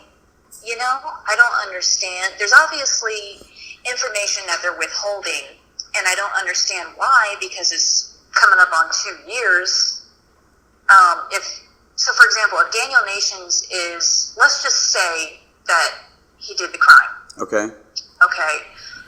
I don't remember which video I saw this on YouTube, but somebody was talking about Daniel Nations, how he's getting extradited back to Colorado, and basically once they get that straightened out, if he was guilty of this crime, Indiana is going to extradite him back to Indiana. That was my video. But they can't do it until his case is settled in Colorado. Well, it is settled in Colorado now. He's on probation out there. Wait, what? She was talking about my video. What? You didn't hear any of that? I was in the chat, sorry. She was just saying in that video, or in the video that we're watching, that someone was talking about Daniel Nations being extradited, but he couldn't until his case was done in Colorado. That would have been our video. Right, well, that's probably what I meant. Yeah. Yeah, and you know what, Sue? I watched that interview about Tobe, with Tobe saying that. This is an older video. We're just recapping on it. But yeah, I did watch that about them saying that. Okay, so Mark, the best way to send money is through PayPal. My PayPal link is right up there at the top right-hand corner. There you go. Philip just posted it. Bam! Philip right there. So if you guys want to make a donate on PayPal. PayPal.me/Anthony Greeno. This person here, Shern Hearn, said Ted Bundy's girlfriend turned him in, and they were talking about the sketch, how it wasn't completely accurate. Yeah, that's a good point. These sketches are just sketches. We have to remember. Thank you, Mark. We have to keep that in mind that, it's not going to be 100%, but it might be close enough that there will be one person who will recognize the individual. Correct. And in this case, we have audio and we have a sketch to work with, But he does have a warrant for his arrest in, I think, Bartholomew County right now in Indiana, but they won't extradite. But, yeah. But, I mean, if he did commit the crime, they would Yeah. make an Yeah. arrest and Yeah. bring him back here, of course. But, I thought Right. that he was going to be brought back. But it turns out that they end up letting him go and put him on probation, so... Yeah, it's weird. I don't understand. Honestly, sometimes I think law enforcement is clueless, and then sometimes I think that they know who did the crime, but for whatever reason, they're not... They just don't have enough evidence. Right. Exactly. Yeah. What do you think It's about... very, very strange to me. Like, I just kind of get this vibe, with this case, with the 4 girls that, the arson. So Armstrong is saying that hasn't worked. The video, audio, and the sketches. What will be next? I mean, I don't know. I don't know what's next. We don't know. The person, someone We don't tipping know. in the exact right person that it is. Yeah, I mean, at least we have something is better than nothing. But I would like to see them release more. It just all depends on where this case goes. It depends on if they get more tips, if the tip line starts running thin. That's what it's all going to depend on, I think. In my honest opinion. Yeah, for real. But we don't know what's left on that recording. Yeah, exactly. Go ahead and play it. Oh, sorry. I'm reading your emails. For all of that's Carroll County, it really makes me question, like I said, police out there. It makes me question, what are they really doing out there? Yeah, exactly. It does make me wonder, what the fuck are they doing out there, man? Because the police are not giving us any answers. They're very minimal on it. But they'll go on talk shows and promote it and all that shit. Right. Tell us about the store. Oh, yeah, the store that you went into. We went into Hometown Graphics and Tees. Oh, yeah, that was cool. I kind of expected there to be some store down there where they would have, a lot of Abby and Libby merchandise. And I thought the shop owner was real nice. So I thought that was really cool, because the thing is we still need to keep the case going. Even though it's coming up on 2 years, it's like, they should. We got 70 viewers, 46 likes. Come on, people. Let's get up to at least 60 likes if we can. Hit that like button. Make sure you subscribe and share this to other social media outlets if you can, please. Have the merchandise, and they should continue to advertise, because you don't want to let it go cold, because people will over time forget. Maybe not in that town, but I think it's good. I thought it was a really neat shop, and Go ahead and pause. I probably honestly will get a shirt. Have never been to the graves. I haven't either. Never been there. Nope. I've never been to the grave sites. Don't care to go either. I don't have any business there. If anybody wants to know that, I don't have any business to go out there to their grave. It's not my business to be there. That's something that, I don't have any reason to be there.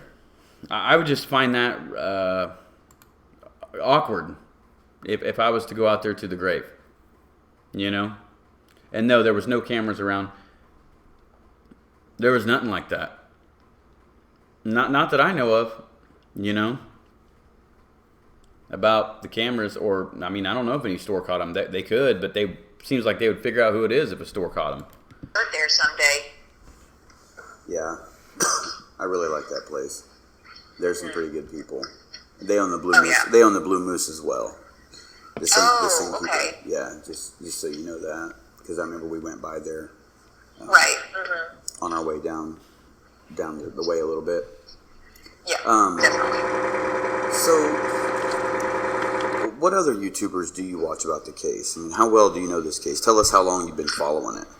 I think for me, I stumbled in. Somehow I found Gray Hughes, and I started following him.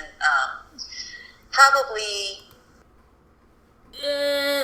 Gray Hughes. Used to be a fan, not anymore, because he always wants to try to say that Anthony's copying him, which is total crap. Total crap. And I used to like Gray, I really did, but I can't sit over here anymore and watch him talk trash in the chats and try to say that Anthony never credits him. That's horse crap. Almost every single video that he does, he credits Gray Hughes. Okay, almost every single video. And the last chat that I saw Gray in, he kept trying to say a bunch of stuff about, oh, you know, you need to watch this and that because he, you know, something regarding his channel. Okay, well, if you were so concerned, you would message Anthony privately instead of going into a chat online and trying to blast him by being passive aggressive. And that's how Gray works. He'll poke a little, then he'll back off. He tries to play this passive-aggressive chess game with people, and it's BS because he's never even been to the bridge. Yeah, and what I always have to say to anybody who talks crap about me, can't whoop me. No, because he doesn't have any original content other than him sitting behind his computer. Like, we've been to the bridge, okay? In a minute, if he wants, he could play that video. We all go out to the bridge. We've been out to the bridge many of times. What has Gray done? Besides his little OBS computer, what's he call it? Crime scene, whatever. Reconstruction. I mean, yeah, look, I liked Gray's stuff. Some of his stuff was good. But you know what? F you. You don't need to trash other people. He's not copying you. You know, and now you got a bunch of people getting on here, new people that are new to this case, and you want to trash these people who are trying to get to the brunt of the truth. Makes you a dirtball, in my opinion. Southern style. Play it. Over the course of the last 6 months, and that's how I found your YouTube channel. I don't know all the details as far as every little detail of the case. I mean, I've watched a lot of your videos, and those have been really informative, especially watching your videos, all the reenactments, and then going to the scene of the crime. But really the only people, I've watched you, I watched Gray, I've seen some videos like just, you know, like your typical news stations just reporting on the story. When the girls originally got murdered, I was like, I heard about it and I was intrigued, but for some reason I let it go. And I just started getting into it like obsessively over the last few months. So the first time I don't know about y'all, I'm kind of curious to find out how everyone found out about this case. So tell us in the comments how you heard about this case originally. I can tell you guys, I used to watch a local pastor, Paul Begley. I used to watch his YouTube channel. He's actually from kind of near that area. I think he's in Knox, Indiana.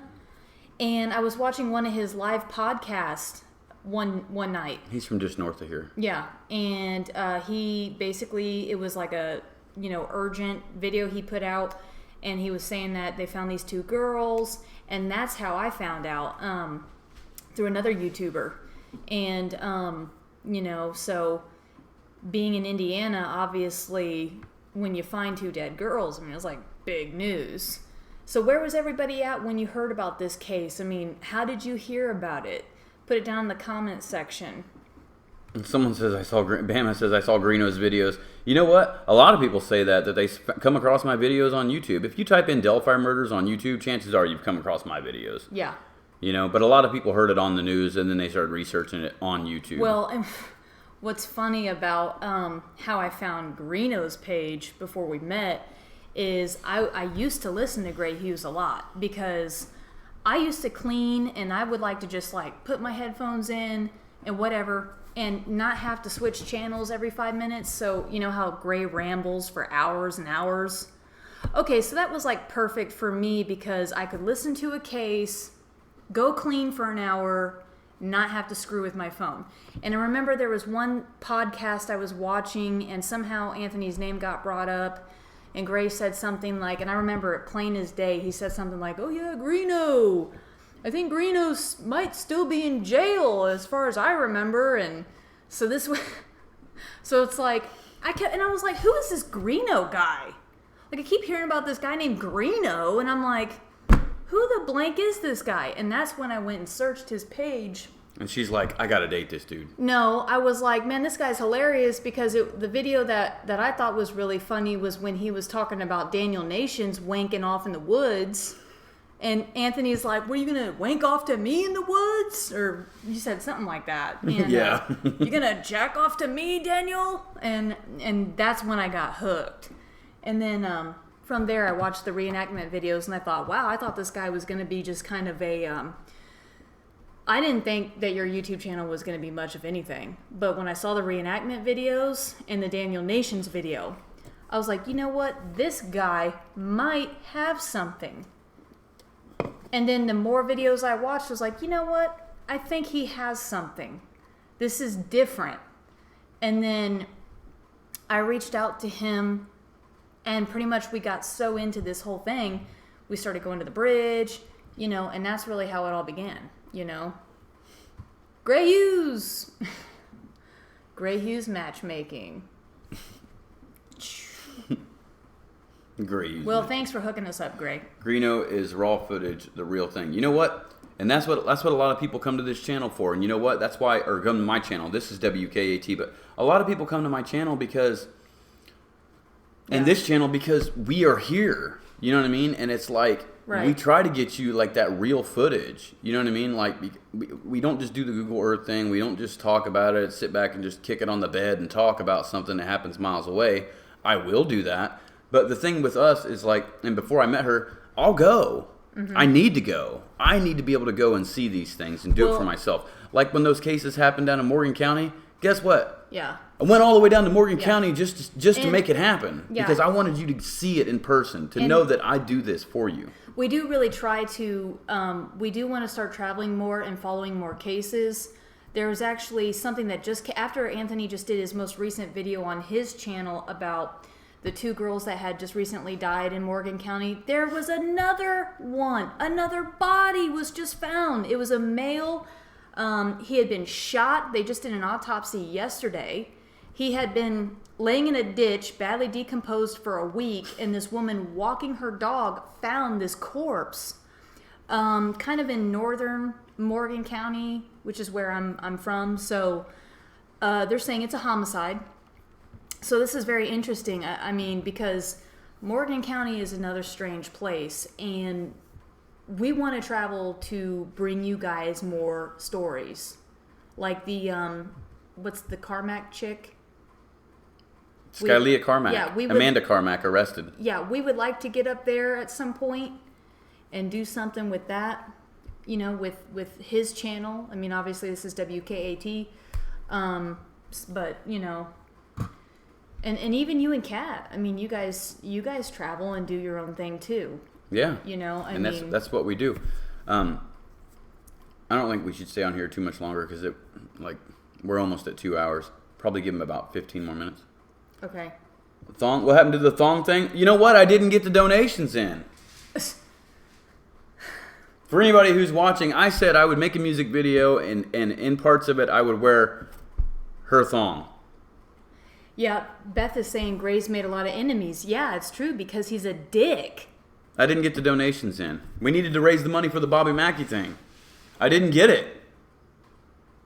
We didn't get that. And that's the thing is, let me show you guys, or let me tell you guys what I ended up getting. If you guys wanted to see, Stuart might have donated. Stu, you want to see me in a thong, dude? Donate.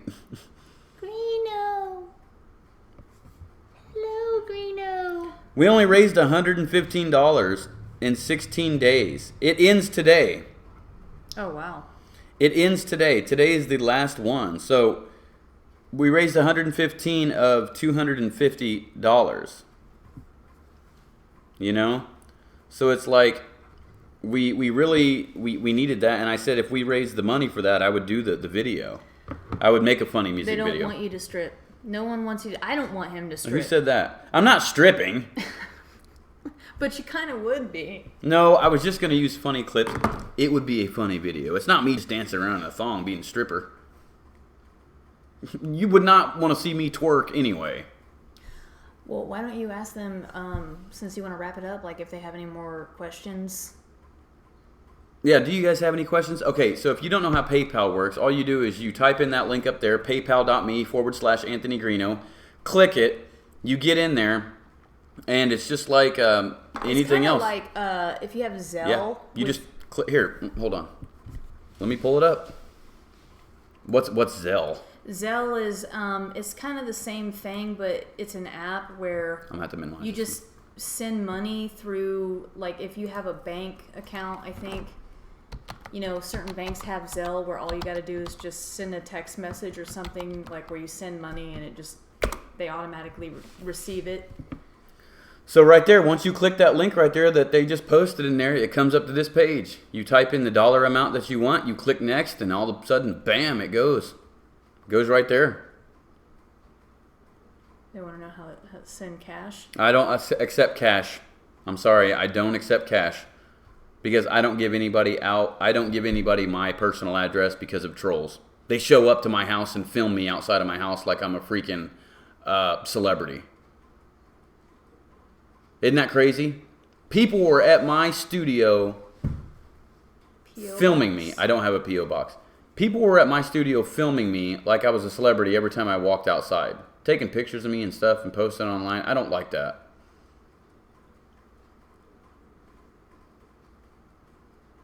Thanks very much, Tone.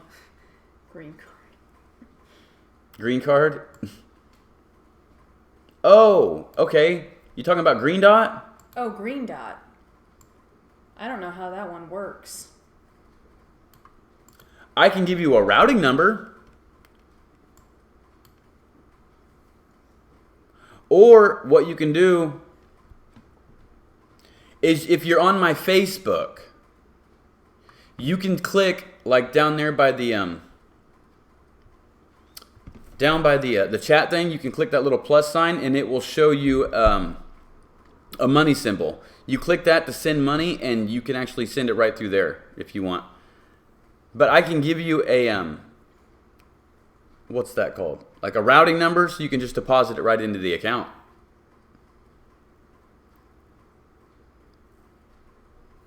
But yeah, you can do it on Facebook. You can send money through Facebook.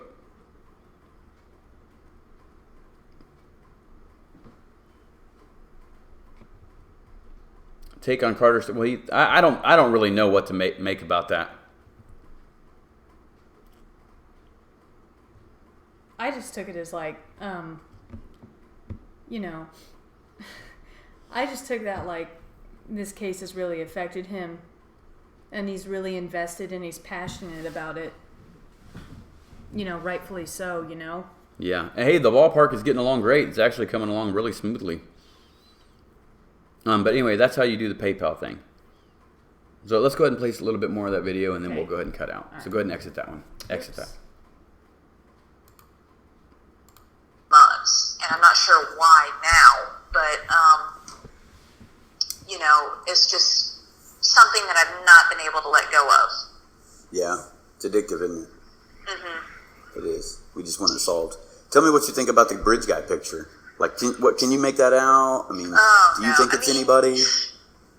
You know what's really weird is like looking at his photo, he really looks like somebody I might have seen at some point. But again, I know you had mentioned this. I mean, he just looks like your typical guy that you might see in a small town like Delphi. I live in Martinsville. So he looks like somebody that you might see down here. You know, blue jeans, a hoodie with a blue jacket on. But what are you wearing? something that it does stand out to she's me wearing a Fox shirt. Interesting that I think Gray, it might have been Gray, he talked about this on his video, I think. But don't quote me on that. But when they said that you could see the outline of a gun in his pocket, like in his jacket, which you can clearly see that.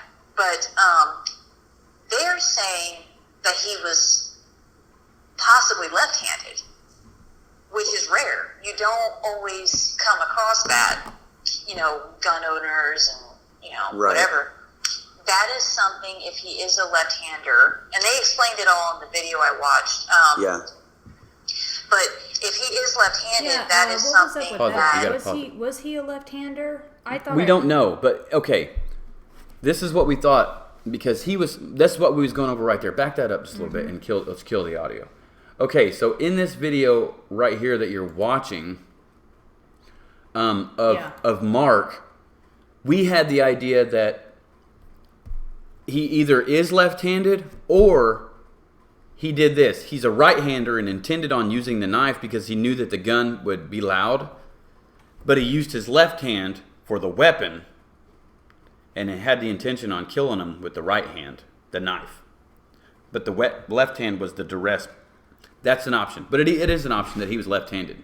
That's kind of a good point Armstrong's saying is, do you need a gun permit? So... Not if you have it illegally. Well, right, but to carry and conceal in Indiana, yeah, you need a license. Yeah, conceal weapons. But to open carry, you don't. Right. I mean... You know what I mean? So play that. Yeah. Let me see it. See? And that's kind of a good point, too, because they could also check to see, they could check and run to see who all has permits. I mean, yeah, I'm they sure could. That would be like a really long process to go through. Yeah, there are many unknowns in this case. Yeah. Thing that I think law enforcement could really work with. Just show you guys that it's cleared. There's no bullets in it. There's no a magazine. And then, yeah. See, I think what he did was I think he had his knife and he left-handed his gun out and get them under control and then take them to wherever he was going to take them to do what he did. So he used this to control them. That might... You want to say why? Why you think? I'm not going to say okay, Tobe Lesenby is not necessarily my person of interest. But they want He is a person of interest. Lynn is asking... she's saying, why do you think your POI would kill the girls? Oh, okay. Why would anybody kill the girls? That's the question. Right. But I'm saying that if the sheriff did it, it would be a publicity-seeking thing. But I'm not saying that he did it or anything like that. Remember, I live here. I mean, I just, my personal opinion... Jails are straight down the road. Hey, Randy's here. Randy. Rabbit. What I think, honestly, my opinion, and like I said, everyone's entitled to their own opinion. What I sense is that I think it was kind of like a sexually motivated crime, and that's what I think. I could be wrong. I mean, it's very predatory what happened. So hey, Randy. So that's what I think. Are you in tune with the only man in North Central Indiana who brings you the best live coverage? Randy Gravitt. And Sam. Yeah, and the alien. Sam the alien. Yeah. So like, share, and subscribe to Randy Gravitt. And Stuvert. And Greeno. Little muffin ass. Stu. If I had her hair, I'd be Stu. Okay, so I used to Randy have Gravitt. hair extensions that he used to put on. So what are you hiding? Yeah, I would put her hair extensions on just to be funny. Just to do it as a joke. All right, let's go. Help them to really narrow some things down if they're doing their jobs and, Yeah. I always thought that was really fascinating, but for the life of me, I can't remember if that was Gray Hughes that talked about that or if it was Lord and Arts, maybe. Okay. It could have been both of them. Yeah, it could have been. Yeah. So. Those are some pretty good channels. I like their channels. I will say one other thing that I don't know what it is, but when we were coming up on the Freedom Bridge. Yeah. So. Okay, right here's a weird point. Pay attention to what she says right there and what I was talking about. This is a year ago, almost a year ago, where I was telling her this. Pay attention, because remember what we heard in April about the parking area? Listen to this. So out of that whole area, the part that I'm really drawn to the most, and I'm not sure why, but something stood out to me about the Freedom Bridge. Okay. And you know how I told you I get these intuitions or psychic impressions, and sometimes I just know things and I can't explain why. Yeah. So, you had mentioned that when we pulled up to the Freedom Bridge and we parked and we took photos of the Freedom Bridge, you said something like, nobody ever talks about the possibility that he could have parked here, which basically you would have pulled up in this like wooded area and probably wouldn't have been seen. Oh, by yeah. You know.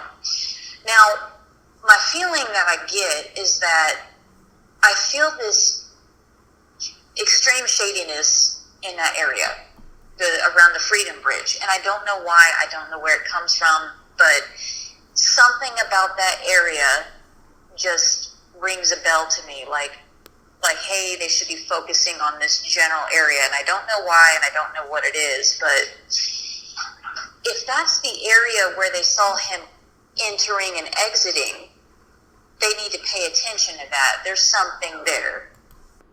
You're talking about the little spot. Yeah, right there on where the suspect would have entered from. It's right there. If he parked at the DCS building, everybody's seen my videos where he would have walked up. That's the area I was talking about. Is nobody ever takes into account that he could have parked down here. There's a couple spots where he could have parked. Yeah. At the building, or there's a little pull up, and I think you show it in one of your videos where it's basically over there near the entrance. It's right in my my Delphi Possibilities Unfolded video where we walk in. Yeah. Yeah, that's exactly what I've been talking about for a long time. It's like nobody ever takes into account he could have parked over here. Well, I think that's the most likely scenario because he could pull up. Anyone driving by wouldn't really think nothing of it.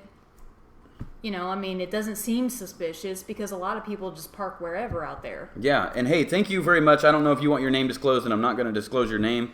Thank you very much for the PayPal donation. I'm just going to say it's an anonymous person. Thank you very much. That I did receive that. Cool. Thank you, whoever that is. You can go ahead and say hi or whoever it is, or let me know who you are. But anyway, good deal. Thank you very much. I appreciate that. We appreciate that. What's the bench, says somebody. D. The bench right here is just the bench that overlooks the water. And as you see, they come in right here. This is where the girls were entered the trail. There's the 501 sign. The pivotal here. Point. This is the pivotal point. Who said that? Who said? Did you say that? What? Or who did someone else here say that? What? Pivotal point. No, I said it. Oh, okay. Yeah, I said it. Yeah, the pivotal point. So here it is. Who tends the bridge and trail, works on signs? That would be the trail, the trail volunteers. There is a lot of people. Flannel Shirt Guy is one of them. Yeah, he runs that. Him, Dan, and Dave McCain run that. But there's a lot of volunteers that do that. That I get like an impression or a feeling about. Right. But I mean, there's really no way to tell because we've only got one person that we've spoken to that says he passed him heading back towards the parking area, but that would have been right there at that middle point, you know? Just random people. D. You know, I get, I'm just kind of curious, maybe it's a little late to be asking this because I'm not trying to get a debate going, but I'm just kind of curious to know what everybody thinks about the locals, or even for those who aren't local. I mean, how many of you guys are familiar with Richard Ravenbrook? Is anyone familiar with Richard? Why do I think Bridge Guy was at the trail that day? Yeah. Answer hers. I'll explain this. I think he was out there to commit a crime, looking for a victim. Could have been anybody, not just them. Philip, what do you think about Richard? Does anybody know Richard Ravenbrook? Yeah, because I know Jules did her video with Miss Wonderful. They talked about the psychics, and that's a hot topic. That's one that everybody likes to kind of debate in. And yeah, I mean, you know, you don't have to like psychics. I completely understand. I've seen his videos. Richard is probably one of the only ones that I feel is, I'm not talking about his content or his feelings about the case, but I actually kind of enjoy watching some of his videos. I'm still about the facts, but I like Richard, and I think he actually runs one of the Abby and Libby Facebook pages.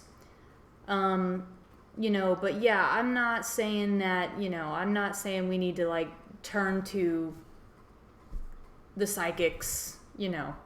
I just like some of his stuff. I was just kind of curious if anyone on here was familiar with him. Because he does other stuff, too, on his YouTube channel. He doesn't just talk about Abby and Libby. So I was just kind of curious about that.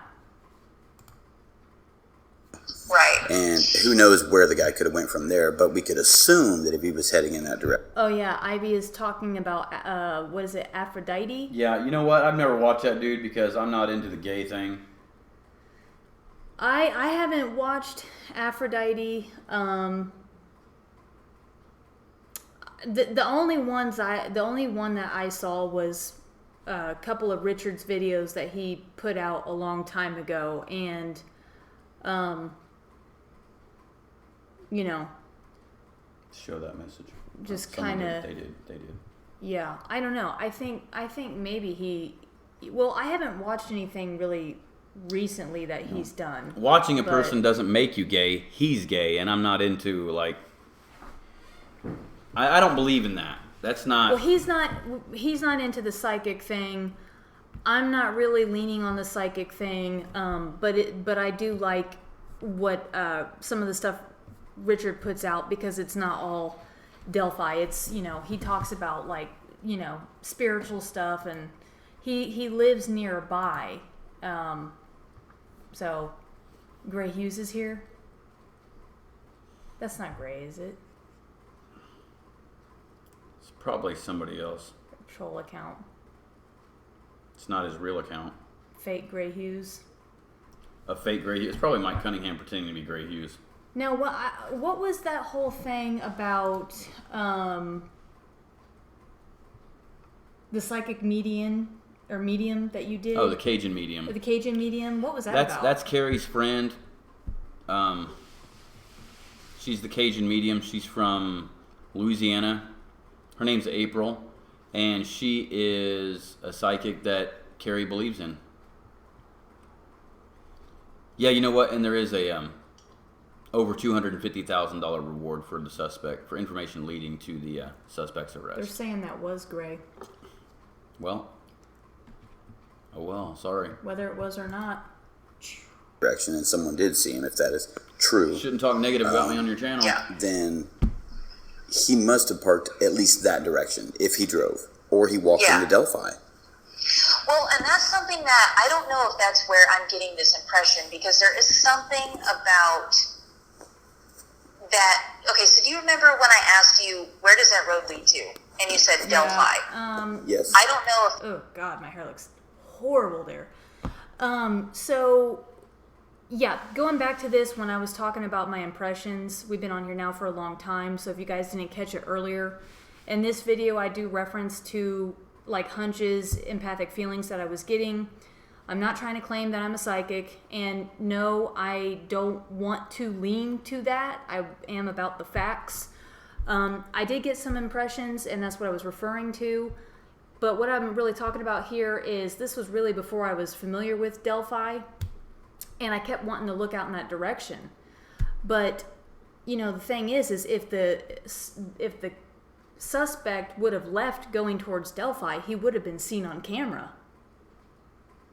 You know, he would have been spotted at one of the gas stations, because it's Or to Lafayette or Logansport. Yeah, it's a small...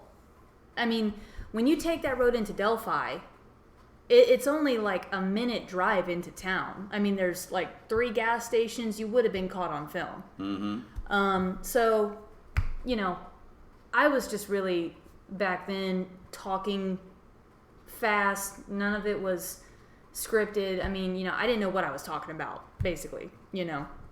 And no, I don't claim, I don't think I'm a psychic, and I don't want people to get that impression. That's not what I was shooting for.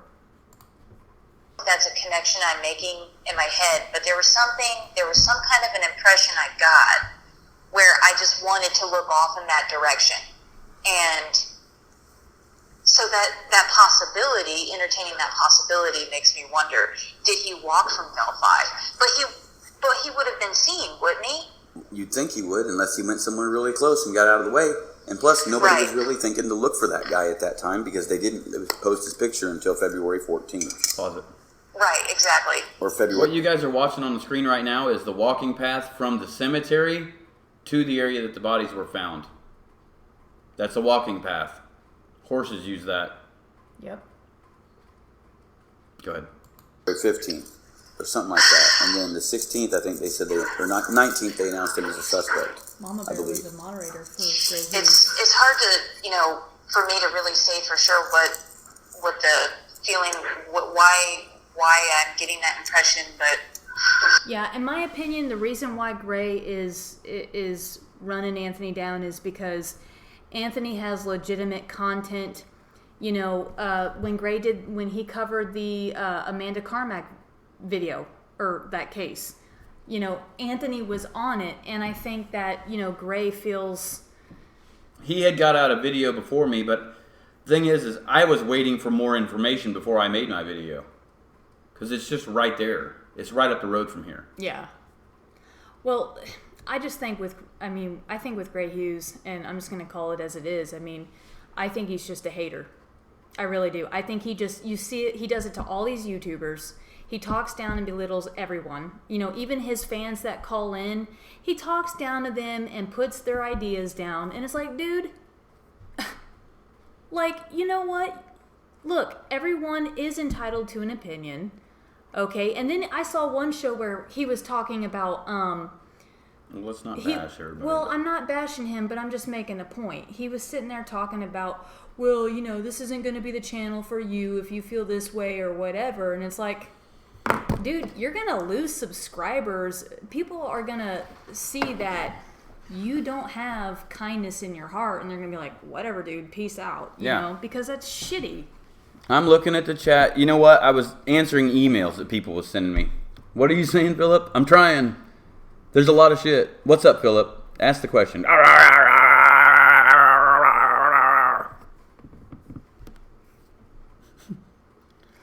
Yeah. I can't scroll up. What? Go ahead and talk. No, I just was reading them. Yeah, the chat's moving so fast now, it's hard to keep up with the comments. How long does what take? Oh, to walk to the crime scene where they were... Oh, from here? From there to where they were found. Going down it? Going from this direction to down there? Yeah. Yeah, how long does it take to walk there from what, the bridge? 5 to 6 minutes. No, from the cemetery. Oh. Gray Hughes Sorry. was talking about you Saturday night. Of course he was talking about him. Oh, well, the more people talk about me, the more views I get. Yeah, I appreciate it. The minute he goes to the bridge, then he can, you know, have a right to have more of an opinion. Yeah, and I do like what he does on his channel. Yeah, I mean, some of his stuff is really cool. I will admit. Yes, Philip. I used to be a big fan of Gray, but I don't like the way that he talks to people, the way he treats people, the way he puts people down because he thinks that he's so much above people. Dude, you don't know any more than the rest of us. I would say, how old is BG if I had to nail exactly? 46. Yeah, it's not that far. Let's get back to this. It's a good age. About that bridge specifically, that really makes me wonder. Now, let me ask you. Look how steep that is. Yeah. That's very steep. Very steep. This, Anthony, because I don't remember, but is there, so on that interstate, is there a place where you could pull under the bridge and, like, you know how you just pull off the road? Has anybody ever thought, what if he parked his car right there off the interstate and just went down, got in his car, and got on the interstate and just hauled ass? I just don't see that happening because the car would have been sitting there way too long. A police officer would have stopped. Well, not necessarily. I mean, what if he was parked somewhere else during the day when he was scoping the place out, and then when he was ready to go down there and look around? I mean, I don't know. These are just ideas that I've been entertaining. Like I said, it's just... Well, you know, anything's possible. Right. Because nobody knows. I don't know what it is about that Freedom Bridge, but there's something about it that general area there. Yeah. There's just something about that area, especially like going right around Ron Logan's. Yeah. Well, that house. Who was the owners there in that big house? Mears. The Mears across the street. The Mears. something about that general area, from the Freedom Bridge to that area, is where I'm feeling a lot of like, I'm just drawn to that area, and I'm not sure why, but something it has something to do with that area where I think he probably could have parked, but I don't know, you know. Well, yeah, I strongly agree. I think that he probably. Yeah, you have to use PayPal. Yeah. We don't have Super Chat on this channel. You got to use my PayPal. I did want to say one other thing too. Like, I do want to give. They're saying some good stuff here about like we all should just work together. Yeah, and you know what? I'm really proud of Anthony because he's really done a really good job at trying to be patient with all these other people that, you know, the trolls. He's come a long way. He's been really good at, you know, curbing his tongue and not attacking other people, giving everyone the right on his channel to have their opinions. So Anthony's been very respectful, and he's come a long way since I first started watching him. So I really commend him for that. And you know, that's what it's about. You know, it's all about we just all want to find the truth. And yeah, we should all be working together. I mean, you know what I mean? So we're not here to bash on other people. You know, that's not what Anthony wants his channel to be about. That's not what WKAT is about. And I'm just saying that as an outsider, you know. I mean, this isn't my channel. I'm just saying, you know, Anthony and Michael Catt do a really good job at being respectful of everyone and their opinions. Thanks, Alaska Blue. Keeping it Southern style. Go ahead. Thanks, Ivy. Thanks for the comment. In that general area, somewhere up in there. Somewhere. Definitely there. Somewhere. Yeah. Right. You know. You know, and honestly, I really want to go back because when we went yesterday, you know, obviously I had my whole dilemma. We had to leave, but I want to go back and explore that because I really want to see where could he have parked where his vehicle wouldn't have been noticed in that general area. Oh, I could show you. Oh, yeah. I think that there's a video where I actually look around on that. Okay. Yeah, I think it's the video where someone called me and admitted to a murder. You're seeing it right there. I actually take the camera around that whole entire area on the other side. You know, remember when we left? Oh, yeah. I think that there's a video where I actually look around on that. Okay. Yeah, I think it's the video where someone called me and admitted. What? Nope, nothing. I wanted you to click show. Go ahead and play it. Oh. To a murder. I actually take the camera around that whole entire area on the other side. You know, remember when we left, we pulled across that little red bridge, and then we turned left and we went out away from the bridge? Wait, which one was this? Okay, when we left, I had you go a different way. Which is this way right here. Right? Yeah. Okay. Yeah. The way that we went, that's the other side of the trail. That leads straight into town right there.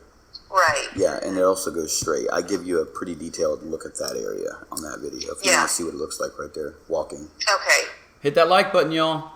Yeah, I'll send that to you. It's called Delphi Man Admits to Murder or something like that. Okay. It was a crazy dude. You'll have to see it. It's absolutely crazy. Okay, check it out. So is there anything like else that you want to say? What did you think about the size of the bridge and the condition the bridge is in? I mean, it was pretty much what I expected it to be. I mean, you know, I wasn't really afraid of the bridge. I thought it was pretty cool, actually. I've actually been over a couple bridges, probably not that high or that big or that long. Yes, but, he's been back. He's been back since the I wasn't afraid of the crime. bridge. I thought it was really cool. I thought it was, you know, I could see why Abby and Libby would have been drawn to that area. I mean, it's beautiful. It is peaceful. There's a serene feeling out there. But it's tainted with that, you know, these two girls were murdered here, and that heaviness that hangs over that area. And I definitely felt it, and I definitely think that had something to do with why I was not feeling well. Because I was fine until we got to the bridge. Yeah. And that's, from that point on is when, and then even when we got out of there, I started feeling better. Did I not? Yeah. It's crazy. It's just weird. It's like, explain that to me. Yeah, I know. Okay, so Jules is here. one other thing. Yeah. Hey, Jules. Hey, Jules, how you Jules is doing? here. Everybody go over to Jules of Thought and subscribe to her YouTube channel. I watch her. We like Jules. Yeah, I watch her a lot. Hey, Jules. Jess is like, who are you watching in there one day? And I was like, I- oh, her name's Jules. I just really like how she does her podcast because she's just straight to the point. No BS. Yeah. Jules, you really need to download OBS. That way you can show videos and do all this cool stuff. Because I know that you talk about things a lot on your channel. And I'm not telling you how to run your channel. I love what you do. But how you talk about things on your channel and you're like, okay, what about this area and this area and this area? If you had the OBS system, it's free to download. Yeah. You would be able to like pull up the maps and everything and show them what you're looking You at. need to do a tutorial? a video with her. You need to do like a video where you guys talk like the video she did with Miss Wonderful. You know what? I need to figure out how I can get both on the screen at the same time. Maybe Yeah. you need to email me, Jules. Yeah. Go to her channel, Philip. She talks Delphi. She talks other cases. I found her because she was talking about Delphi. I wish Jules would have heard my GH rant earlier. Yeah. So you know what? Yeah, you send me an email, Jules, gpfilmcrew@gmail.com, and my moderators are posting it, and tell me that tell me how you guys did it where you both were on the screen at the same time. I would really like that. That would be cool. Okay? Yep. Please, yeah. And, dude. Let's go ahead and play. Okay, so I've never been to any of those other trails like that, like right there in that area that we were at where we went into that tunnel and stuff. Thank you. So what did you think that the trails reached all the way around there and everything, and the map that you looked at of all the trails? I thought it was pretty impressive. There's now, the picture I was talking about. Yeah. I guess the big thing that stands out to me the most is, I think whoever I thought you were committed serious, this Philip. crime at least knew, I don't know if they were from Delphi, I mean, who knows, but they knew that Delphi had this trail system. Yeah. And I really do think that could all be connected Was to the most getaway and likely everything. But a survivalist type of person who camps out a lot, hunts, someone who's talented. Outdoorsman. Yeah. That's what I think. Yeah, I think that too. it was pretty impressive, how all the trails and, when you start thinking about the Monon and all that, I mean, it's really impressive how many trails are and how big it is. Yeah. So it is. And I hate to say this, but those type of trails. What? Yeah, Paige, I do think that the Delphi killer could be watching, definitely. Yeah. No doubt. Now, I want to bring up a good point because we had hiked a trail one time, and we weren't on private property or anything, but there was a trail cam on this tree. Now, why is there a trail cam if we're... Okay, I don't know how to explain it, but we weren't anywhere near... Delphi. A park. Well, it could be a hunter. That's what I'm saying. I mean, it's possible, but it wasn't like a house was out there. It was... Well, it would have been a hunter. But... Marketing deer, If a predator is looking for prey, so hunter, or if they're hunting for something else... I just kind of... When we found this trail cam, I thought, man, that's an unusual place for this trail cam to be because we're like out... in the middle of nowhere by a road. There's nothing around. There's no houses. We didn't see any private property signs. And there's this trail cam out here. What? I mean, that's what I don't understand. So I started thinking... It was, Captain. So I started thinking, what if these serial killers or these predators who are looking for females who are alone, what if this technology like these trail cams is just another added tool that they can use to catch these young, these females when they're jogging or whatever. Yeah, but see, a trail cam, you have to go out there and get that footage. It's not live feed. Well, I'm sure that, okay, so they could be scoping the area out. Yeah, and seeing who all goes down there and if people return there a lot. It's just something that I thought about. It's unusual. It is unusual.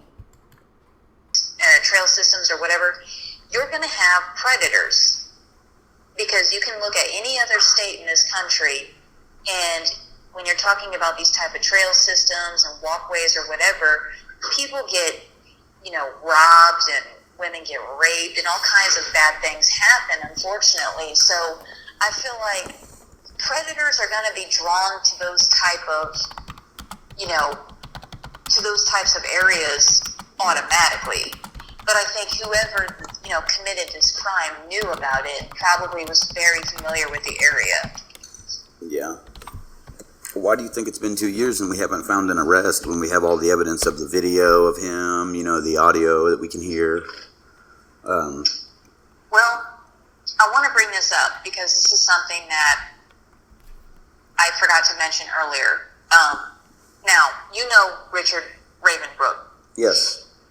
I stumbled across his videos, and he's psychic. I think he's a clairvoyant. And he talks about... Okay, everybody, just no trolling. This was a long time ago when I was talking about the psychic stuff. I don't even remember what I say, but, it was just on the fly. It's just... I don't base what my beliefs on this case on psychics, so I just want to make that very clear that it's something that I've been fascinated by, but it's not, Yeah. It's not, I'm not sitting here basing all my decisions on that type of stuff.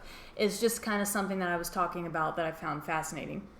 Yeah, and you know what? Nancy says, Libby and Abby did not ask Becky till 1 p.m. to go to the bridge. So if BG was on the south side of the bridge at 12:30 p.m., he was looking or stalking for any victim. Right. Yes. Yeah, and that's what it is. He was waiting for anybody that fit the bill where he could take him and do whatever he wanted to do. He was looking for an opportunity. Okay, yeah, Jules, I agree. Psychics have helped out in a lot of cases, yeah, and so I do find that stuff intriguing. I just don't want everyone to be like, oh, psychics are blah, blah, I just don't want to be trolled. But yeah, I mean, I do find that stuff fascinating. I kind of downplay it a little bit, but right. Yeah, they have helped out on a lot of cases. Now, but what I like about Richard is he admits that they're not always right about everything, No one is. No. So except me. It's just like the sketch. You could look at the sketch and it's not going to be 100% accurate. It's just a guess. It's kind of not going to be 100%. We was talking about that earlier. When you line it up with the face of the actual person, it's never going to be 100%. People were saying that earlier. It's all just a tool that we can use, work together to try to solve the case, Philip. What's Philip saying? I thought that was Kat who's never wrong. Yeah. Yeah. No, okay. So when I do like a sketch overlay for people and they're like, show me what this guy looks like with the sketch overlaid on top of it, and I'll do that, and they'll be like, yeah, but the nose is off. Yeah. It's just a sketch. It's just to show you kind of what the person may look like. It's not a picture of the person. Right. Well, and I also think, with the psychic thing, I feel like it could just be an extra tool. You don't have to bash on now the ones that are out there all about the money, okay, I get why people are like, but it can't, I don't feel like it can really necessarily hurt anything. Right. It could just be an extra tool that they can use, All right, here we go. His psychic, or, I don't want to say psychic, I don't know if that's the right term, but his intuitions about the case. And he talks about something that's very interesting in one of his videos. And he talks about how, and he even states this in his videos, that it's dangerous to even say this. But he said that the reason they haven't been able to crack the case is because it's somehow connected politically. So I don't know if we're talking, bigwig politicians, people in office, or the local, sheriff. Well, if you guys go I've back, been saying that too. Yeah, and if you go back and watch his original video, it's very. I'm not saying no one knows for 100%, but some of the stuff he says is interesting. It's intriguing, and for the longest time, I kind of thought that there was more than one person involved. And Richard talked about that too. That's kind of why I was kind of like, wow, I'm kind of more curious to see what he has to say, because my personal opinion, I think there is more than Anything's possible, yeah. I thought that for the longest time. Yeah. And everyone's entitled to their opinion, definitely, you know. Yeah, and you know what, Paige? I'm going to get back to what you said in just a second. How could someone walk past and remember what I look like? I could not.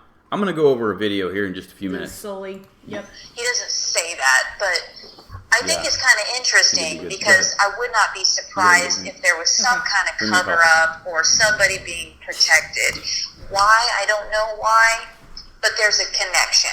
And if you let your viewers know about Richard's channel, they can go to his YouTube and watch his videos where he talks about this, and he has these visions or whatever, and it's pretty fascinating. I don't know the truth. Nobody really knows the truth right now because the case will be solved, but yeah, it is interesting if you just have like an open mind to think, okay, what if it was connected? And I mean, exactly. I don't know. There was I think it might have been there was one psychic that on one case that she helped with, she got some stuff right and she got some stuff wrong. You know, so it's an extra tool, and that's really just the way I see it. It's not, as long as it's not hindering the case. I don't understand why so many people get so upset over it, but on the flip side, I see why people get upset because they think, and it's like Richard even says that there's vultures out there. You know, there's people that are just all about the money, and Richard has said many a times, I don't want the reward money. That's not what I'm after. You know. Yeah, it's not the reward money. Thank you very much. I don't know if you want your name mentioned. Thank you very much for the PayPal donation. I agree with Alaska. Everyone has, psychic abilities, but the way I like to refer to it is intuitions, hunches, your sixth sense. You know, the word psychic gets thrown out there and people start putting you in that category with conspiracy theory and you're a nut. Well, no, it's just human nature to have those instincts. So yeah, you're right, Alaska. Everyone's got it. You just have to listen to it. Doesn't mean that we're going to be right about everything that we pick up on. It's just, feelings, impressions. And Anthony's drinking all of my coffees that I bought for work. I was just joking, but thanks for bringing it. Go ahead and play that. No, I mean, it's kind of, just from what I've observed, it seems like there's some shady stuff that goes on in Carroll County. There are. Yeah, and you need to watch that Flora video because I started explaining it to you yesterday and never really finished. Oh, about the arson? Yeah, yes, you really need to watch that because that will open you up your eyes as to really how deep into this I really get. The corruption? Right. Big time, because I caused some major stuff to happen here. Like me and my partner Michael, people quit their jobs and stuff as we were really? Yeah, I got arrested over it, because I was up in the shit.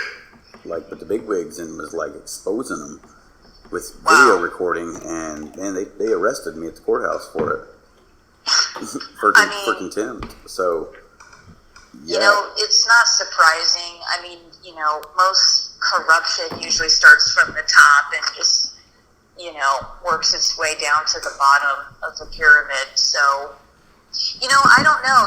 Richard in his video, he mentioned something about a guy that rides a motorcycle, and it would be worth, your YouTube followers to check it out. I mean, I think that Richard is onto something. I don't know the truth completely about this story. Nobody really does, except for the people that committed the crime, but, it's worth a look. Exactly, it is worth a look. Anything's worth a look. So, what did you think about basically the tour that I gave you and showed you where the spot where Abby was and where he was and down the hill? I mean, what did you think about that? I mean, it was great. I'm really grateful that you showed me around and I was able to go out there and just see the layout. I mean, would I have liked to have been down there longer, explored more, of course, but it was a good experience all in all. I mean, it just, I don't know, you know, it kind of left me with like an eerie feeling. Yeah. And there was something else I wanted to say, but I might need a minute. It'll come back to me, but Okay. yeah, it was very interesting. Okay. Yeah, I mean, anything else that you want to say, you can just say or whatever. If you want to tell them anything on YouTube, You're like gonna show them the video solely. for like a closing statement. or Yeah, and I'm anything gonna show them like that one video. Say it. Just basically talk to the people for a minute. You know what I mean? Like you're going to be talking to all of them. If you have anything to say about, you know, your trip, like basically the conclusion of your day. Yeah, the Floor of Fire video is intense. So Yeah. That's an intense I don't video. know if this case just kind of strikes a chord with me because I'm from Indiana and I live in a small town. You know, the Delphi murders really reminds me of the movie The Green Mile. And I just keep seeing, you know, that scene where John Coffey's Jewel, did you watch that Flora video I did? holding the two girls in his hands, and you know, he's in this wooded area, and that's one of my favorite movies, The Green Mile. So I don't know if the Delphi murders if it has something to do with that. I don't know what the appeal is, but I think, you know, for someone who loves nature, you know, I know Abby and Livy love being outdoors. They love nature. None. I myself Armstrong. am really big into, you know, the outdoors and the woods. And, you know, the thing is we should be able to live in a world where you can go on a hike and not have to worry about being robbed, raped, and murdered. But yeah, the reality that's the whole point I was trying to make. Edward Anderson, great point. The Green Mile. That's exactly what this case reminds me of. He used the two girls against each other. You know, basically was telling them, if one of you, you know, screams, I'll kill the other, whatever. Yeah, that's what I kind of, you know, if there wasn't more than one person involved, that's kind of how I think he, you know, did them. I mean, that's what I think. And the movie The Green Mile really, I mean, that's what this case reminds me of. Yeah. I mean, you know? Also, there's that picture I told you I put out there. I will lay those things out there and put rocks on them, so it holds it down. That's what I was talking about. Yeah. Yeah, The Green Mile's a great movie. I mean,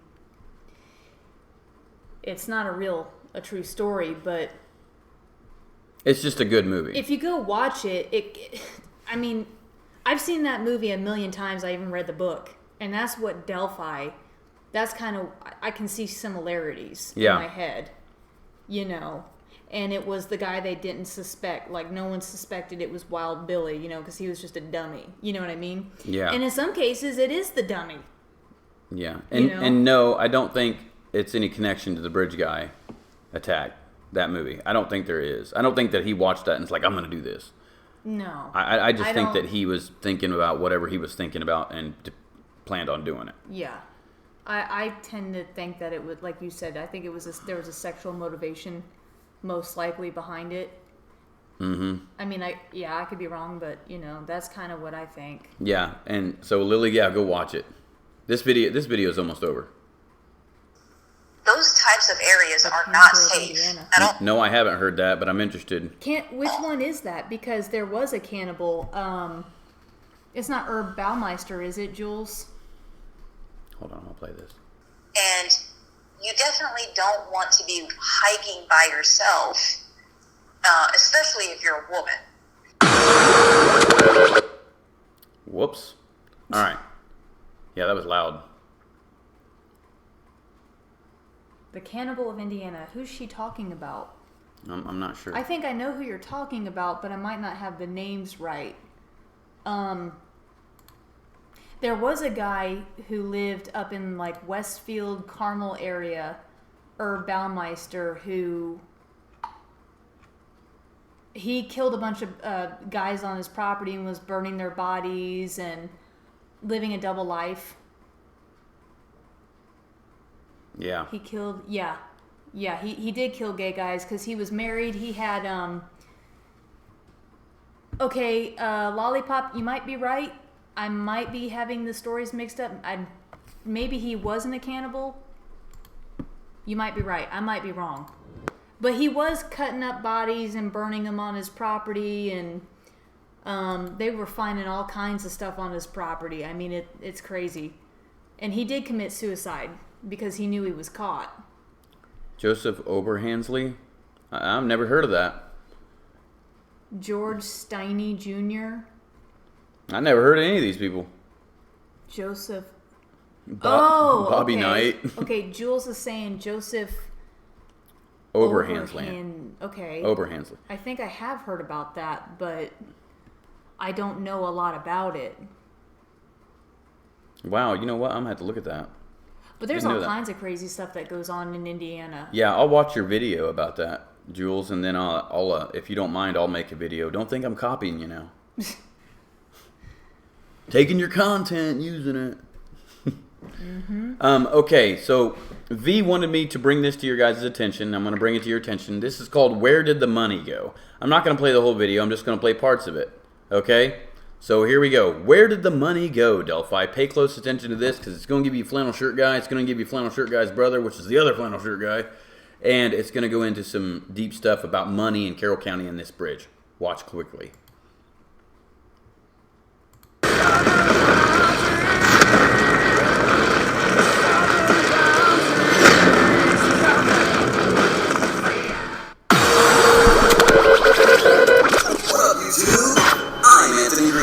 Today we are back in Delphi at the Monon High Bridge with my friends Marcus, Jen, Jericho, and Beth.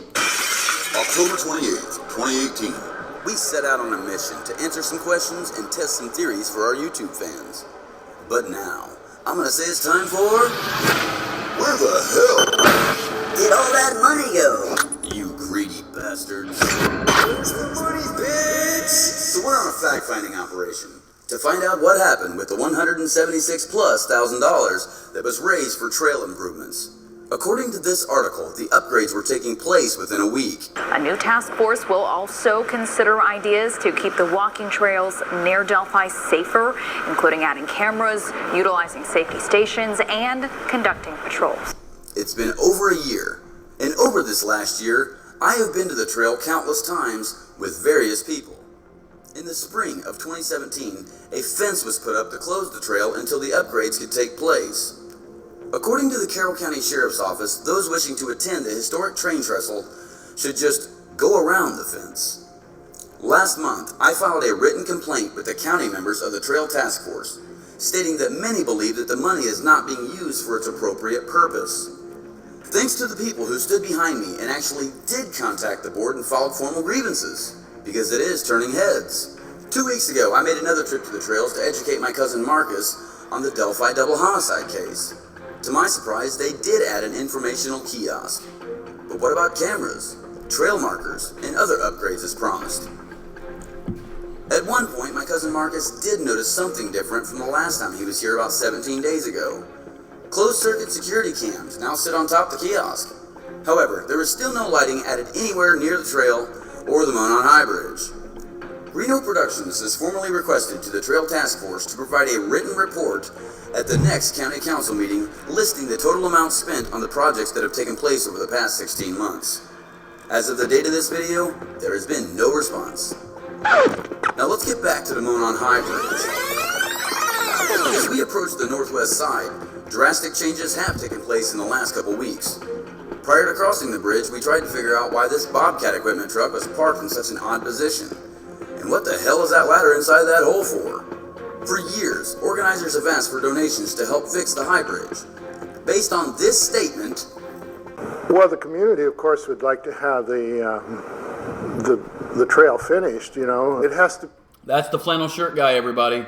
...be fixed and stabilized. It's in a critical condition. It's a very long bridge. It is in very good shape except for this one pier. The bridge is deteriorating, which makes it dangerous to walk on, In order to fix it, the entire project will cost around $300,000. The community came together to support getting a grant from Indiana DNR that would allow for the decking and railing of the bridge for pedestrian use. McCain was involved in helping to write the grant to the state's Department of Natural Resources, and the Deer Creek Township was approved the maximum amount of $150,000 toward making improvements. They also received $37,000 from the township, but that doesn't cover the bill. Before these changes can be made, the first pier must be repaired, which would cost around an additional $100,000. We don't want the bridge to fail and collapse. We want to be able to fix it. The bridge is owned by CSX, and before any repairs can be made, it must be approved by the owner. After negotiating for more than 2 years, CSX has agreed to donate the bridge and $37,000 for the project to a nonprofit organization willing to take the responsibility. But before repairs to the recreational trails project begins, the bridge must find a new rightful owner. It seems to me that they might be attempting to fix that concrete pier. And Lily, no, none of those people are YouTubers. Those are my friends. They're not YouTubers. Those are just random people around Carroll County that I know. Those are my friends. But where exactly is that money coming from? This is Dan and Dave McCain. They are the men who maintain the trails, and they're also the ones requesting the funds and writing grants. Recently, the McCain estate donated over $12 million to local organizations. Yep, you heard it, YouTube. $12 million fucking dollars. So why ask the public to go fund something that you want done, when you yourself have more money than most? Did the money go to fix the High Bridge, which is not part of the trail system, and is not owned by the county? Listen here, YouTube. Take a moment to ponder that while you check out this week's sponsor.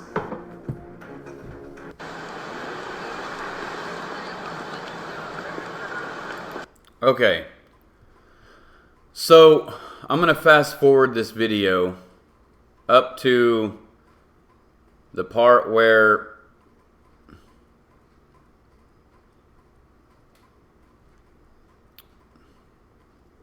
people said, okay, here we go.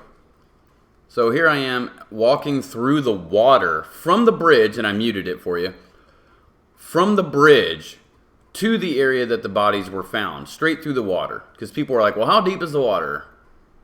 Could you get a boat up and down there? Well, look how deep it is. It's not deep at all. It's barely up to my knees.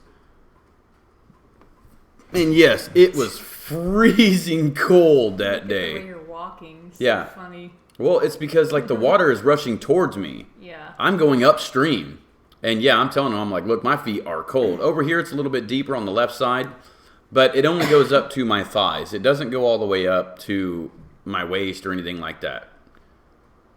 Okay, but this was very, very, very cold. Like, I absolutely couldn't stand it. That was really, really, really cold. I mean, it was freezing cold that day. Now, let me see if I can go back and find that one video that we was talking about. Sully? Yeah. Yes. The bridge. Yeah, where was that video? That was one of these Scroll lives. Down. It would have been... it wasn't the bridge trip. It would have been that one, some bridge action. No, it's not that one. Yeah, huh? No, it's on Alive. It's not that one. Oh. It is in that one. Okay, maybe it is in this one. It is. Are you sure? Yeah. All right, let me play this. Pay attention.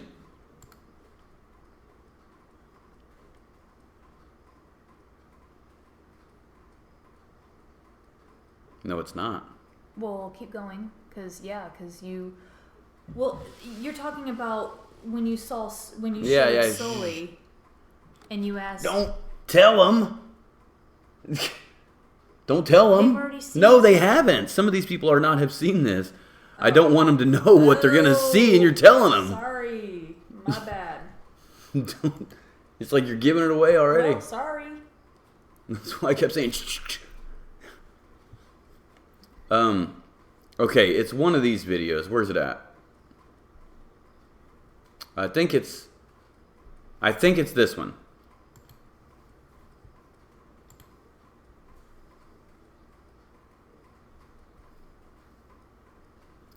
Maybe. Yeah, it's this one. Pay attention to this video.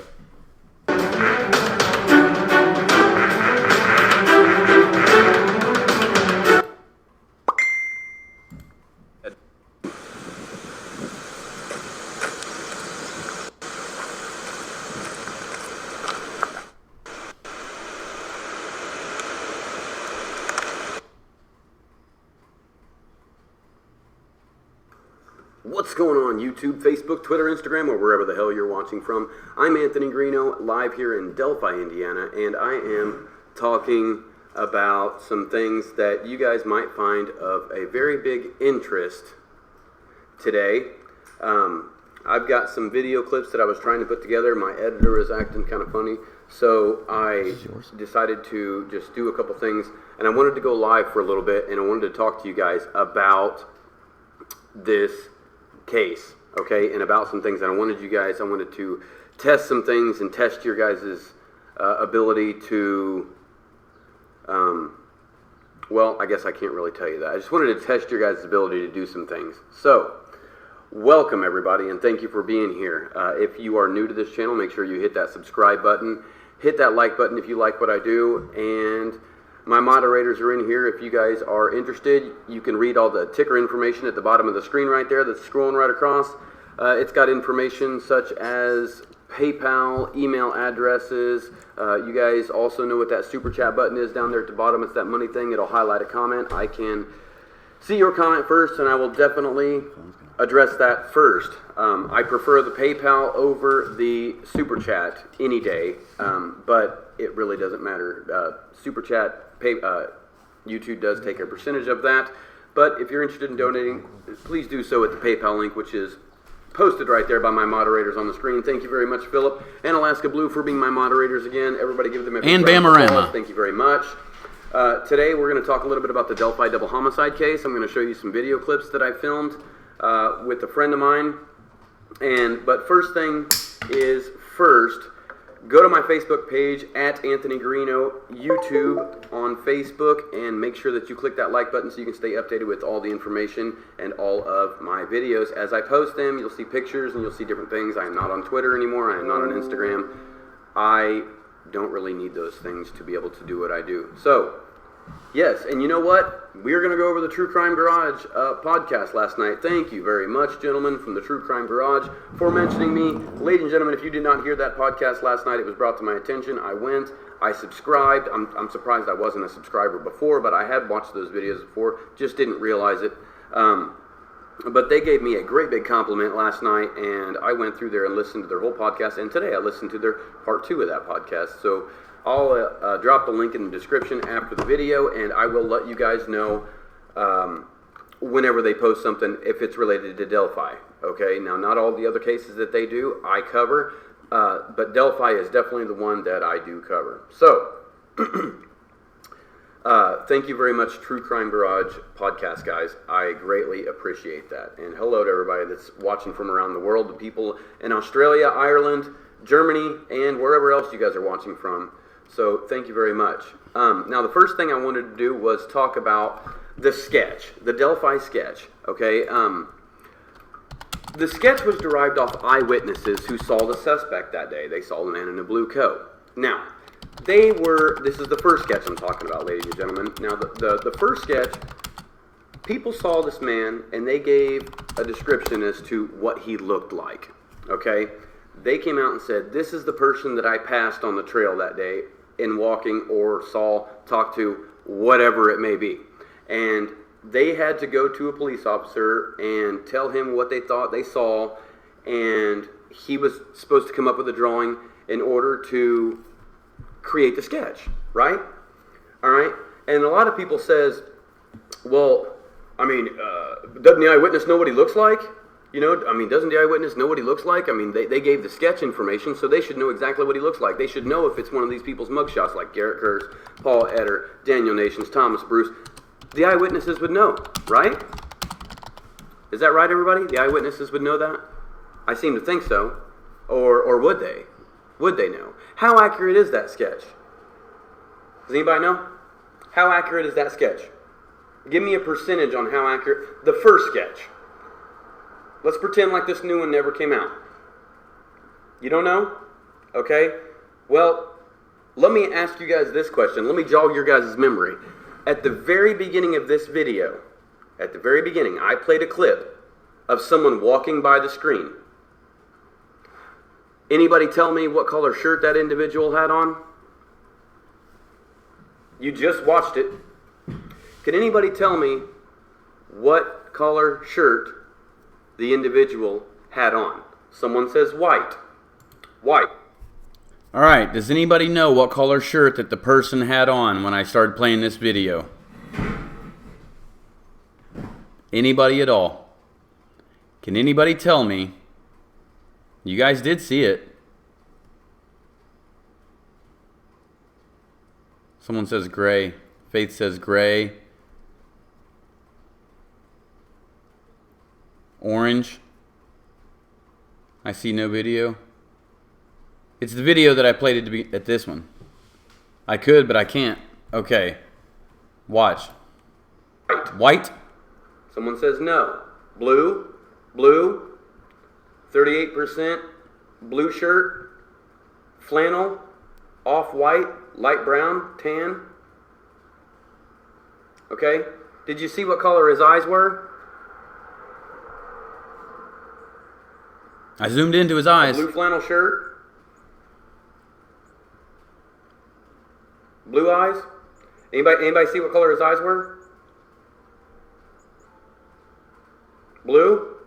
Hazel? Can't tell? Nope. Brown eyes? White shirt, blue eyes. Okay? How many of you think that you guys are correct? What color pants did he have on? Tell me what color pants did he have on?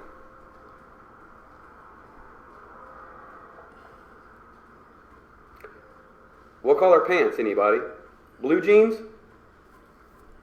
Blue jeans? Question mark. Blue jeans? Don't know.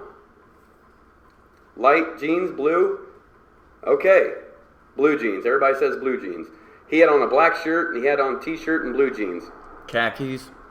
That's why when you walk by someone for 2 seconds, you aren't going to see every detail. Did the man have a beard that walked past me? Or no beard?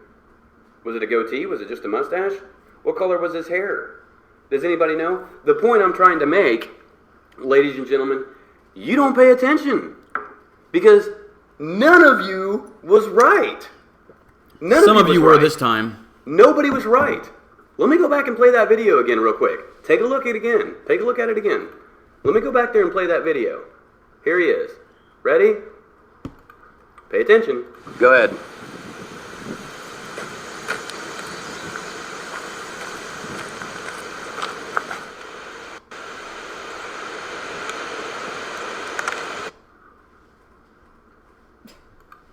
Do it one more time.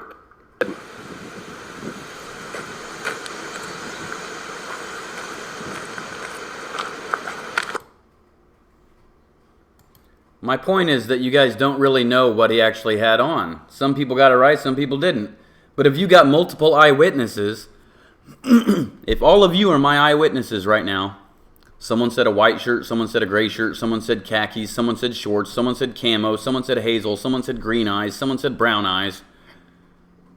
If all of you came forward at separate times and talked to law enforcement and gave these descriptions, they're going to be like, well, the dude either has brown eyes, green eyes, or hazel eyes. He's wearing jeans, khakis, light camo, a white shirt, a gray shirt, no beard, maybe a beard, has a full beard. You see what I'm saying?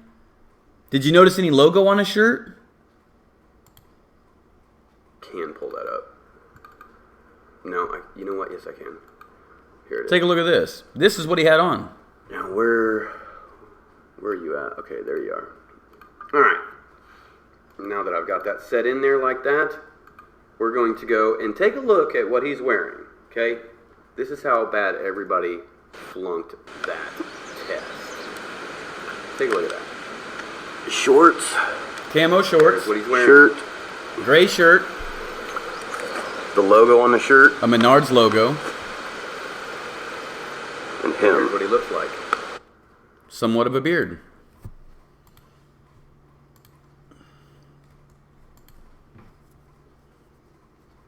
See what I'm saying? It's not so easy to tell someone that you just walked by. That's the whole point of that video that I was trying to make there. Was I played that video and that aired right away. It showed right away just to see what people would say if they just saw this. You know what I mean? They saw that and they said, hey, wow. And then all of a sudden, a couple minutes later, I'm like, what color shirt did that guy have on? And they're like, psh, I have no idea. Blue? White? Gray? Like I said, if all of you were just a witness to a crime and we seen that guy and you guys all gave that description, it is different in person. But then again, he just walked by. That time, I zoomed right into his eye for you. Oh, yeah. See what I'm saying? Like, I zoomed all the way up into his eye. Yeah. It just shows how eyewitnesses can be really wrong. Oh, definitely. You know? Definitely. I mean, I watch a lot of these shows where they say that eyewitnesses are not, I mean, I don't remember what the stats were, but they're not very, they get stuff wrong a lot of the time. Yeah, and one thing that I mentioned to Tobe back when Daniel Nations was a prime person is I went to him and I says, well, you got eyewitnesses. Why don't you just take a mugshot of him and go show it to him and say, is this the guy? They'll say yes or no. But you know what he said? Lots of times they're wrong. Yeah. They may not even know. They may, if you showed them a photo lineup of people that sort of look like that, those witnesses may look at everybody, and let's say the person is Daniel Nations. They'll put like people that look similar to him there as well, and they may point out the wrong person and be like, that's the dude. Well, yeah, and you know, there's been a lot of people exonerated from crimes because 20 or 30 years later, they've been able to say, we got the wrong guy. They've been able, with, you know, technology, they've been able to prove that, hey, look, we got the wrong guy. The eyewitness was wrong. The prosecutors, everybody was like wrong and in on it. If they weren't, you know, covering it up or just trying to prosecute somebody and convict somebody, you know, they're not that credible. Now, there are occasions where they are.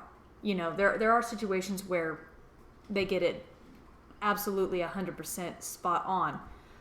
Because I did watch a documentary on... I watched a whole show where they got a sketch of this guy leaving this house. This woman and her kids were killed. And then they convicted the guy, put him in prison.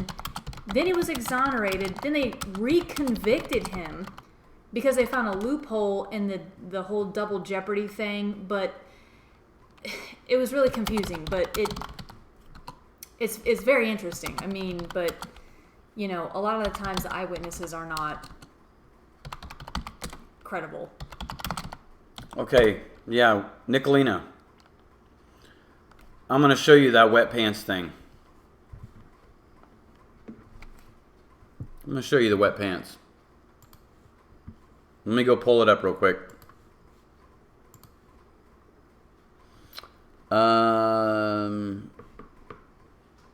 Delphi murders. Reenactment. Alright, give me just a second. Let me go pull it up. I've got to go find it. It's in here somewhere. Alright, here it is. Are his pants wet or not? There's a scream. Shit. Whoops.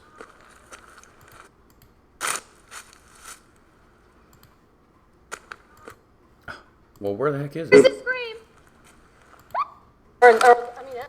Alright, right there. Here we go. Now, let me pull up my chat.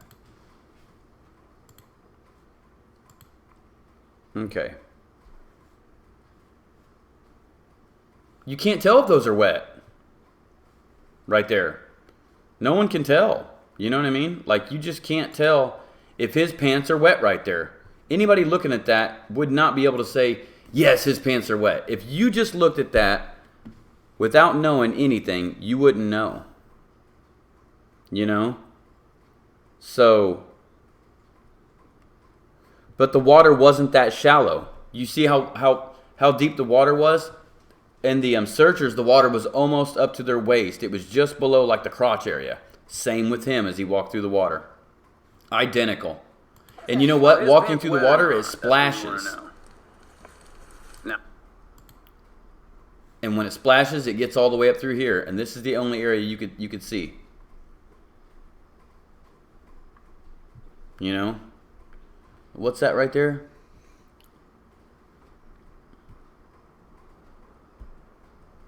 Now I can pull up Greeno's video.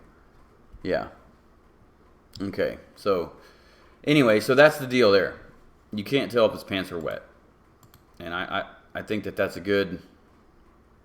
I mean, even there, you can't even tell. You know? So any last questions or comments before we go ahead and head out of here?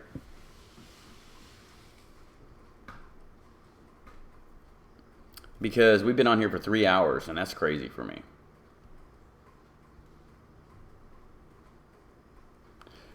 Flannel shirt guy says he didn't see anything. No blood or anything like that. Says didn't recognize anything out of the normal.